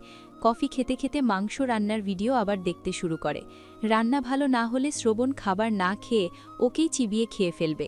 মাংস, ডিম ভুনা আর মাছ ভাজি করতে করতেই দুপুর হয়ে গেছে সোহার। আল্লাহকে ডাকতে ডাকতে ভয়ে ভয়ে অনেক যত্ন নিয়ে রান্না করেছে, যেন ভালো হয় রান্না। জীবনের প্রথম আজ রান্না করল। শ্রবণের কাছে কেমন লাগবে কে জানে। যদি ভালো না লাগে, ওকে কি মারবে? সোহার 2 হাত জ্বলছে কাঁচামরিচ কাটার জন্য আর মাছ ম্যারিনেট করার জন্য। হাত দুটো লাল টকটকে হয়ে গেছে। আগুনের তাপ লাগলে আরও বেশি জ্বলে। হাত জ্বলার কারণে বেচারির 2 চোখ বেয়ে পানি গড়িয়ে পড়ছে। একটু পরপর হাতে ফু দেয়, আবার পানিতে ভিজিয়ে রাখে। ভাত রান্না করার জন্য চাল ধুয়ে চুলায় বসিয়ে দেয়। বড় একটা বাটিতে পানি নিয়ে আইস কিউব দিয়ে সেটাতে 2 হাত ভিজিয়ে রাখে আবার। এখন একটু আরাম লাগছে। দুপুর তো হয়েই এলো। ভাত হওয়ার আগেই যদি শ্রবণ ফিরে আসে। ভাতের মার গালিয়ে চুলার ওপর রাখে আবার। হাত দুটো এখন এত বেশি জ্বলছে যে সোহার গড়াগড়ি করে কাঁদতে ইচ্ছে করছে। কিছুতেই সহ্য করতে পারছে না হাতের এই জ্বালা। বাবার বাড়িতে ছিল ননির পুতুলের মতো। পাতিলের ঢাকনা তুলে ভাতের দিকে তাকিয়ে সোহার গলা শুকিয়ে আসে। খুন্তি দিয়ে ভাত নেড়ে মেয়েটা শব্দ করে কেঁদে ওঠে। হাত জ্বালা নিয়ে এত কষ্ট করে ভাতের মার গালিয়ে লাভ হলো কি? এই ভাত শ্রবণ খাবে তো দূর, দেখলেও ওকেই ভাজা ভাজা করে খেয়ে ফেলবে। ভাতের মার গালতে দেরি হওয়ায় যাও ভাত হয়ে গেছে। আবার ভাত রান্না করতে হবে। কানতে কানতে চাল ধুয়ে আবার ভাত বসায়। এই পাতিলের ভাত এখন কি করবে? এতগুলো ভাত ফেলে দেবে? এই ভাতও নিজেও খেতে পারবে না। হাতের অবস্থা এমন হয়েছে যে মনে হচ্ছে হাত দুটো গরম তেলের মধ্যে ডুবিয়ে দিয়েছিল। পুনরায় পানির মধ্যে হাত ডুবিয়ে দেয়। জীবনের প্রথম রান্না করতেও ওর এত কষ্ট হয়নি যতটা হাত জ্বলার কারণে হচ্ছে। সারা দিন গড়িয়ে সন্ধ্যা হয়ে এসেছে, কিন্তু শ্রবণ এখনও ফ্ল্যাটে ফেরেনি। সোহার এখন আরও বেশি ভয় করছে একা ফ্ল্যাটে থাকতে। হাতের জ্বালা ঠিক হয়ে গেছে এখন। শ্রবণের জন্য অপেক্ষা করতে করতে ওর নিজেরও খাওয়া হয়নি দুপুরে। খিদেও পেয়েছে, ভয়ও করছে। আবার শ্রবণের জন্য টেনশনও হচ্ছে। দুপুরে এসে খাবে বলল, অথচ এখনও আসছে না কেন? কোনো বিপদ হলো কি? ফোন হাতে তুলে নেয়। শ্রবণের নাম্বার তোর কাছে নেই। দাদার কাছে কল করে ওনার কাছ থেকে শ্রবণের নাম্বার নেয়। কল করতেই রিং হতে শুরু করে। সোহার হার্টবিট বেড়ে গেছে। বুকের ভেতর জোরে জোরে শব্দ হচ্ছে। রিং হতে হতে কল কেটে যায়, রিসিভ হয় না। পরপর আরও 5-6 বার কল করে, কিন্তু রিসিভ হয় না। পুনরায় কল করতেই রিসিভ হয়। ওপাশ থেকে ভেসে আসে শ্রবণের কর্কশ গলার স্বর। কে? রিসিভ হচ্ছে না চোখে দেখেন না? তবুও বারবার কল করছেন কেন? ভাইয়া, আমি। গলার স্বর শুনেই বুঝতে পেরেছে ফোনের অপর পাশে সোহা রয়েছে। বাজখাই গলায় বলে, এতবার কল করছিস কেন? কোথায় তুমি? মেয়ে নিয়ে হোটেলে শুয়ে আছি। সোহা শুকনো ঢোক গিলে বলে, দ্রুত ফিরে আসো, ভয় করছে আমার। ফোন রাখ, আরেকবার কল করে ডিস্টার্ব করবি তো। ফিরে এসে। বাকি কথা শেষ না করেই কল কেটে দেয় শ্রবণ। সোহা ফোনের স্ক্রিনে তাকিয়ে থাকে পলকহীন। কল কাটার 3 মিনিট পরেই রুমে প্রবেশ করে শ্রবণ। বিছানার দিকে তাকিয়ে দেখে সোহা ব্ল্যাঙ্কেট দিয়ে আগাগোড়া ঢেকে বসে আছে উল্টো ফিরে। শ্রবণ ধমক দিয়ে বলে, ওই এভাবে বসে আছিস কেন? ভয় পেয়ে চিৎকার করে ওঠে সোহা। আতঙ্কিত হয়ে খাটের হেডবোর্ডের সঙ্গে ঠেকে গেছে। উবু হয়ে বসে ভূত ভূত বলে চিৎকার করতে থাকে সমান তালে। শ্রবণ বিরক্ত হয়ে আরেক ধমক দিয়ে বলে, চুপ করবি নাকি লাথি দিয়ে 5 তলা থেকে নিচে ফেলে দেব? শ্রবণের কথাগুলো বোধহয় শুনতে পায়নি সোহা। শ্রবণ ধৈর্যহারা হয়ে বিছানায় উঠে সোহার উপর থেকে ব্ল্যাঙ্কেট টেনে সরিয়ে নেয়। খামচে ধরেও ব্ল্যাঙ্কেট আটকে রাখতে পারে না সোহা। ভয়ে ওর চিৎকার বেড়ে গেছে আরও। শ্রবণ সোহাকে সোজা করার চেষ্টা করে দাঁতে দাঁত পিষে বলে, মুখ বন্ধ করবি নাকি দেবো কানসা বরাবর একটা? সোহা কাঁদতে কাঁদতে মুখ তুলে শ্রবণের মুখের দিকে তাকায়। ভয়ে আরও জোরে চিৎকার করে ওঠে। কাঁদতে কাঁদতে মিনতি করে বলে, মেরে ফেলবেন না আমাকে, আমি ছোট মানুষ। এই কি হয়েছে তোর? এমন করছিস কেন? কে আপনি? শয়তান বেডি, তোর জামাই আমি। নিজের জামাইকেও চিনিস না? চিনবি কিভাবে? মনের মধ্যে তো অন্য ব্যাদাদের ঢুকিয়ে রাখিস। সোহা কম্পিত হাত বাড়িয়ে শ্রবণের গালে হাত রাখে। এটা সত্যি শ্রবণ, নাকি ওর রূপ ধরে জিন ভূত এসেছে ওকে মারতে? শ্রবণ নিজের গাল থেকে ঝাড়ি দিয়ে সোহার হাত সরিয়ে দেয়। সোহা কাঁদতে কাঁদতে আবার বলে, তুমি সত্যি ভাইয়া? এই নেশাপানি কিছু খেয়েছিস? এমন উদ্ভট আচরণ করছিস কেন? নাকি ভূতে ধরেছে? এই ভরা সন্ধ্যায়? তুমি না বললে তোমার ফিরতে দেরি হবে, তাহলে এত দ্রুত কিভাবে আসলে? শ্রবণ বিছানা থেকে নেমে দাঁড়ায়। শার্টের বোতাম খুলতে খুলতে ড্রেসিং টেবিলের সামনে এসে দাঁড়ায়। শয়তান মেয়ে চিৎকার চেঁচামেচি করে দিল, মাথা ব্যথা বাড়িয়ে দিল। এমনিতেই ভালো লাগছে না। হাতের ঘড়ি, শার্ট, প্যান্টের পকেট থেকে ফোন, ওয়ালেট সব বের করে রেখে দেয়। টাওয়েল হাতে প্রবেশ করে ওয়াশরুমে। গোসল করে এখন মাথা ঠান্ডা করবে। সোহার কল যখন রিসিভ করেছিল তখন শ্রবণ ফ্ল্যাটের লিফটের সামনে দাঁড়িয়েছিল। অফিসে গিয়ে শামীম রেজা চৌধুরীকে পাইনি। উনি প্রজেক্টের কাজে দেশের বাইরে চলে গেছেন। কবে ফিরবেন ঠিক নেই। আরও 2 দিন পর যাওয়ার কথা থাকলেও হুট করে গতরাতে টিকিট কেটে চলে গেছেন। শ্রবণ স্পষ্টই বুঝতে পারছে উনি মূলত ওর কাছ থেকে বাঁচার জন্যই দ্রুত পালিয়ে গেছেন। পালিয়ে গেছেন তো কি হয়েছে? কতদিন ওখানে পড়ে থাকবেন? দেশে তো ফিরতেই হবে, তখন দেখে নেবে ওনাকে। অফিস থেকে ফিরে সারাদিন বন্ধুদের সঙ্গেই ছিল। দুপুরে ওদের সঙ্গে রেস্টুরেন্টে খেয়েছে। মাথা ব্যথা বেড়ে গিয়েছিল, তার ওপর সোহা ফ্ল্যাটে একা একা রয়েছে। এই মেয়ে যা ভীতু, সেটা শ্রবণের চেয়ে ভালো আর কেউ বোধহয় জানে না। দেখা যাবে ভয়ে মরে নিজেই ভূত হয়ে গেছে। এই দুটো কারণেই মূলত রাতের আগে ফিরে এসেছে, নয়তো মাঝরাতে ফিরত। ফিরে এসে তো মাথা ব্যথা আরও বেড়ে গেল। সোহা থম ধরে বসে আছে। কি ঘটে গেল এক মুহূর্তের মধ্যেই? আরেকটু হলেই তো ওর আত্মারাম হাঁচাছাড়া হয়ে যেত। ও তো ভেবেই নিয়েছিল কোনো দুষ্টু জিন বা ভূত শ্রবণের রূপ ধারণ করে এসেছে ওকে মারতে। দীর্ঘ সময় ধরে গোসল করার পর ওয়াশরুম থেকে বেরিয়ে আসে শ্রবণ। দরজা খোলার আওয়াজ পেয়ে সেদিকে নজর দেয় সোহা। সদ্য গোসল করার কারণে শ্রবণের চকচকে ফর্সা দেহ আরও চকচক করছে। চুলগুলো ভালোভাবে মোছেনি। এলোমেলো ভেজা চুলগুলো থেকে টুপটাপ পানি গড়িয়ে পড়ছে। গায়েও পানি বিদ্যমান রয়েছে এখনও। আলমারি থেকে ট্রাউজার বের করে পরে নেয়। শরীর আর চুল ভালোভাবে মুছে একটা ধূসর রঙের টি শার্ট গায়ে জড়ায়। এগিয়ে এসে বিছানায় উঠে আলগোজে উপুর হয়ে শুয়ে পড়ে সোহার পাশে নিজের বালিশে। সোহা পাশে বসে তাকিয়ে থাকে শ্রবণের দিকে। ওকে কোনো প্রশ্ন করার সাহস হচ্ছে না ওর। চুপচাপ নীরবতায় পেরিয়ে গেছে প্রায় আধা ঘন্টা। সোহা নিজের মধ্যে সাহস সঞ্চয় করে বলে, খাবে না? শ্রবণ উত্তর দেয় না। সোহা পুনরায় বলে, ঘুমিয়ে পড়েছ? খাবে না? কি খাবো? রান্না করেছিস? সোহা মাথা নেড়ে বলে, হ্যাঁ, রেঁধেছি। শ্রবণ অবাক হয়ে বলে, সত্যি রেঁধেছিস? হ্যাঁ। কি কি? করলা আর ডাল ছিল না, তাই মাংস, ডিম ভুনা, মাছ ভাজি আর ভাত রান্না করেছি। রান্না ভালো হয়েছে? সোহা শুকনো ঢোক গিলে বলে, খেয়ে দেখো। যদি ভালো না হয় তাহলে তোকে কি করব আমি নিজেও জানি না। কথা বলতে বলতে শোয়া থেকে উঠে বসে শ্রবণ। কপালে ছড়িয়ে থাকা চুলগুলো পেছনে ঠেলে দিয়ে বিছানা থেকে নেমে দাঁড়ায় সোহার দিকে। দাঁতে দাঁত চেপে বলে, আপনাকে কি কোলে তুলে নিয়ে যেতে হবে? সোহা দ্রুত বিছানা ছেড়ে নেমে বাইরের দিকে এগিয়ে যায়। চেয়ার টেনে বসে শ্রবণ। সোহা ওর দিকে তাকিয়ে মিনমিন করে বলে, সব ঠান্ডা হয়ে গেছে, তুমি একটু বসো, আমি গরম করে নিয়ে আসি। যা। সোহা একে একে সব গরম করে নিয়ে আসে।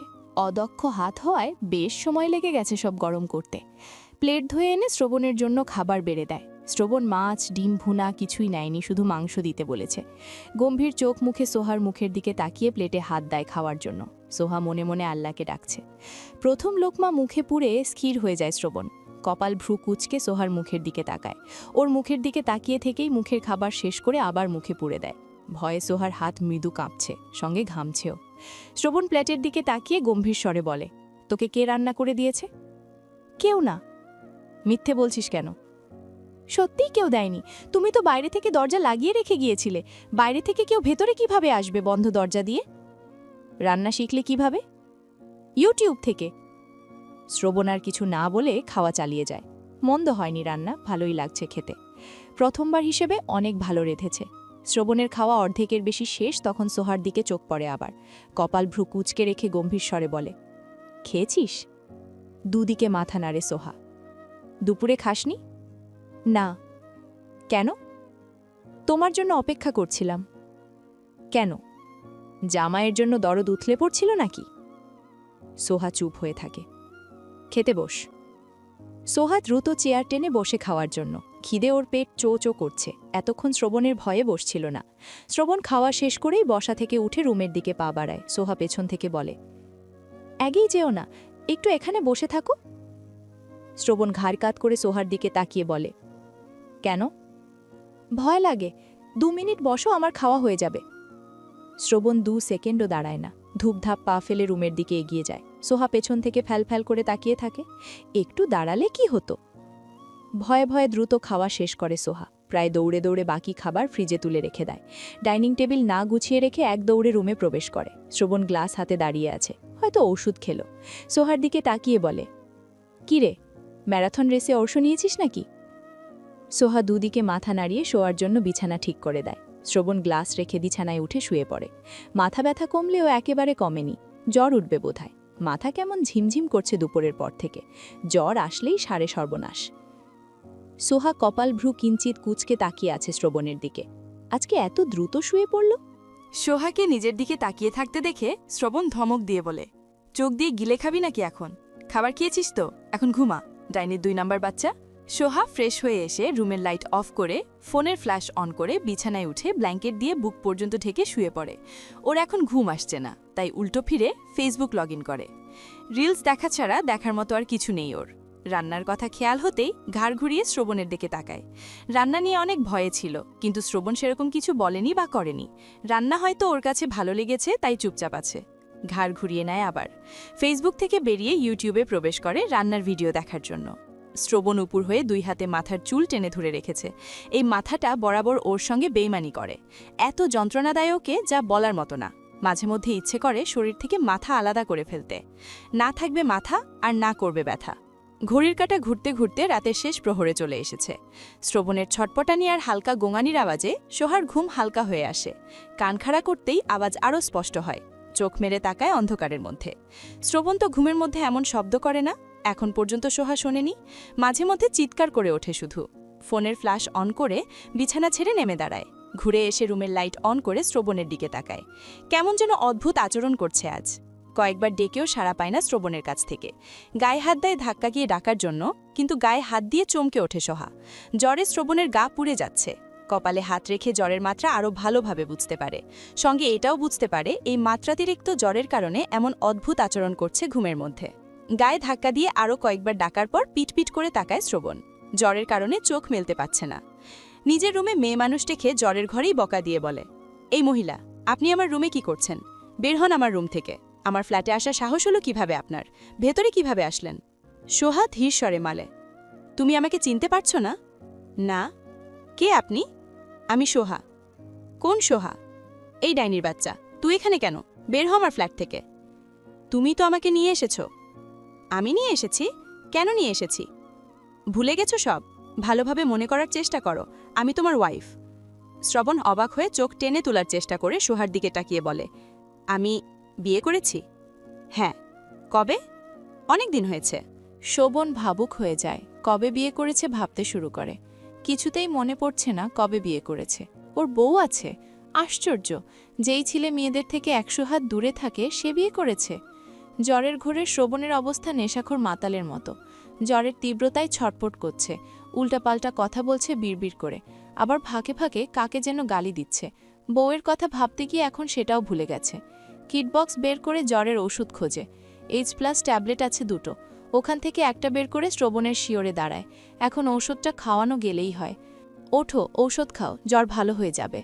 শোভন বলে না কিছু, সোহার দিকে তাকায়ও না। জ্বরের কারণে শোভনের ফর্সা চেহারা লাল হয়ে গেছে, কেমন করছে। মায়া হচ্ছে সোহার। শোভনের বাহুতে মৃদু ধাক্কা দিয়ে বলে, ওঠো, জ্বরের ঔষধ খাও, ভালো লাগবে। ওই কুত্তার বাচ্চা শুয়োর আমার টাকা মেরে দিয়ে পালিয়ে গেছে। কে? নাম যেন কি ভুলে গেছি। ওঠো, খিদে পেয়েছে আমার, দুপুরে খাইনি, রাতেও খাইনি, খাবো, খাবার নিয়ে আয়। রাতে খাওনি? না। গরুর মাংস দিয়ে ভাত কে খেলো? জানি না, ঔষধটা খাও, সব জানতে পারবে। খাবো না ঔষধ, ভাত খাবো, ভাত নিয়ে আয়। সোহা শ্রবণকে শোয়া থেকে তোলার চেষ্টা করে। শোভন উঠবে না, জেদ ধরে বলে, খাবো না বালের ঔষধ, খাবার নিয়ে আয়, খিদে আমার পেট চোচো করছে। সোহা কোনো রকমে টেনে টুনে তুলে ঔষধ খাইয়ে দেয় জোর করে। শোভন ঔষধ গিলেই সোহার কাঁধের ওপর মাথা এলিয়ে দেয়, নরম স্বরে বাচ্চাদের মতো করে বলে, ভাত খাবো, খিদে পেয়েছে আমার। তুমি শুয়ে থাকো, আমি ভাত নিয়ে আসছি। সোহা উঠে যেতে চাইলেও শোভন ছাড়তে নারাজ ওকে। কাঁধে মাথা রেখে কোমর জড়িয়ে ধরে বসে রইল। ওর শরীরের তাপে সোহার চামড়াই যেন ঝলসে যাবে। সোহা নিজের কাঁধ থেকে শোভনের মাথা সরিয়ে দেওয়ার চেষ্টা করে বলে, ছাড়ো, ভাত নিয়ে আসি। শোভন নিশ্চুপ হয়ে বসে থাকে। ওর এত গভীর স্পর্শে সোহার শরীর শিউরে উঠছে বারংবার। বুকের ভেতর কম্পন বেড়ে গেছে। অচেনা অনুভূতি ছুঁয়ে যাচ্ছে মন মস্তিষ্কে। শোভন ওর কাঁধে মাথা রেখেও বিড়বিড় করে যেন কি বলছে। এতক্ষণের সব ছটপট পাগলামি থেমে গেছে। একদম শান্ত হয়ে বসে আছে। শীত করছে। এখানে শুয়ে পড়ো, ব্ল্যাঙ্কেট দিয়ে শরীর ঢেকে দেই। খাবো, তাহলে ছাড়ো আমাকে। সোহা শোভনের কাছ থেকে নিজেকে ছাড়িয়ে উঠে দাঁড়ায়। শোভন ঘাড় সোজা করে বসে থাকতে পারছে না। নিজে থেকেই শুয়ে পড়ে। সোহা ব্ল্যাঙ্কেট দিয়ে শরীর ঢেকে দিয়ে রুম থেকে বের হয়। ভয়ে অন্তরাত্মা কাঁপতে শুরু করেছে। সারাদিন খায় না, তখন কিছুই না। আর আজকেই রাতের বেলা নাকি খিদে পেয়েছে। আবার বলছে রাতে নাকি খায়নি, অথচ পেট ভরে খেয়ে ঘুমিয়েছিল। এখন খাপ খাপ করে গলা শুকিয়ে ফেলছে।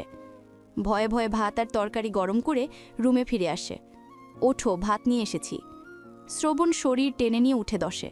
তবে মাথা ঠিক রাখতে পারছে না, এদিক ওদিক হেলে পড়ে যাচ্ছে। সোহা খুব ভালো করেই বুঝতে পারছে শ্রবণ নিজের হাতে খেতে পারবে না, এখন ওকেই খাইয়ে দিতে হবে। পানির গ্লাস আর প্লেট হাতে নিয়ে বিছানায় উঠে শ্রবণের ডান পাশে বসে। ও বসতেই শ্রবণ ওর গা ঘেঁষে বসে কাঁধে মাথাই লিয়ে দেয় আবার। এখানে মাথা রাখলে শান্তি লাগে। ব্ল্যাঙ্কেট দিয়ে বুক পর্যন্ত ঢেকে রেখেছে। সোহা ভাত মেখে কম্পিত হাতে তুলে ধরে শ্রবণের মুখের কাছে। শ্রবণ বিনা বাক্যে বাধ্য ছেলের মতো ভাত মুখে পুরে নেয়। নাক মুখ কুচকে ভাত গিলে বলে, ভাতের মধ্যে কি দিয়েছিস? এত তেতো কেন? বিশ্রী লাগছে, খাবো না। কেমনটা লাগে? এত কষ্ট করে তাহলে কেন ভাত তরকারি গরম করলো? বলে বলে জোর করে আরও কয়েক লোকমা খাওয়ায় সোহা। পানি খাইয়ে প্লেট গ্লাস একপাশে রেখে হাত ধুয়ে আসে। টাওয়েল ভিজিয়ে এনে জোর করে শরীর মুছিয়ে দেয়। এর জন্য গালিও খায়। চর মারতে নিয়েছিল, সোহা সরে যাওয়ায় লাগেনি। বালতিতে পানি এনে মাথায় পানি ঢেলে দেয়। মাথায় পানি ঢালার ফলে অনেক আরাম পায় শ্রবণ। ভালো লাগছে এখন। শরীর ঠান্ডা হয়ে আসতেই বালতি আর ভেজা টাওয়েল ওয়াশরুমে রেখে আসে। রুমের লাইট অফ করে বিছানায় উঠে শুয়ে পড়ে। শ্রবণ চুপচাপ শুয়ে আছে, নড়ছেও না, চড়ছেও না। ঘুমিয়ে গেছে নাকি? সোহার ভাবনার মাঝেই শ্রবণ এগিয়ে এসে ওকে ব্ল্যাঙ্কেটের ভেতর টেনে নিয়ে শক্ত করে জড়িয়ে ধরে। কি করছো? ছাড়ো আমাকে। চুপ, ডোন্ট ডিস্টার্ব। বন্ধুরা, কেমন লাগলো এই পর্বটি? কমেন্ট করে জানাতে ভুলো না। খুব শীঘ্রই এই গল্পের নতুন পর্ব নিয়ে হাজির হব তোমাদের মাঝে। তাই এখনও সাবস্ক্রাইব করে না থাকলে দ্রুত সাবস্ক্রাইব করে বেল আইকন বাজিয়ে দাও।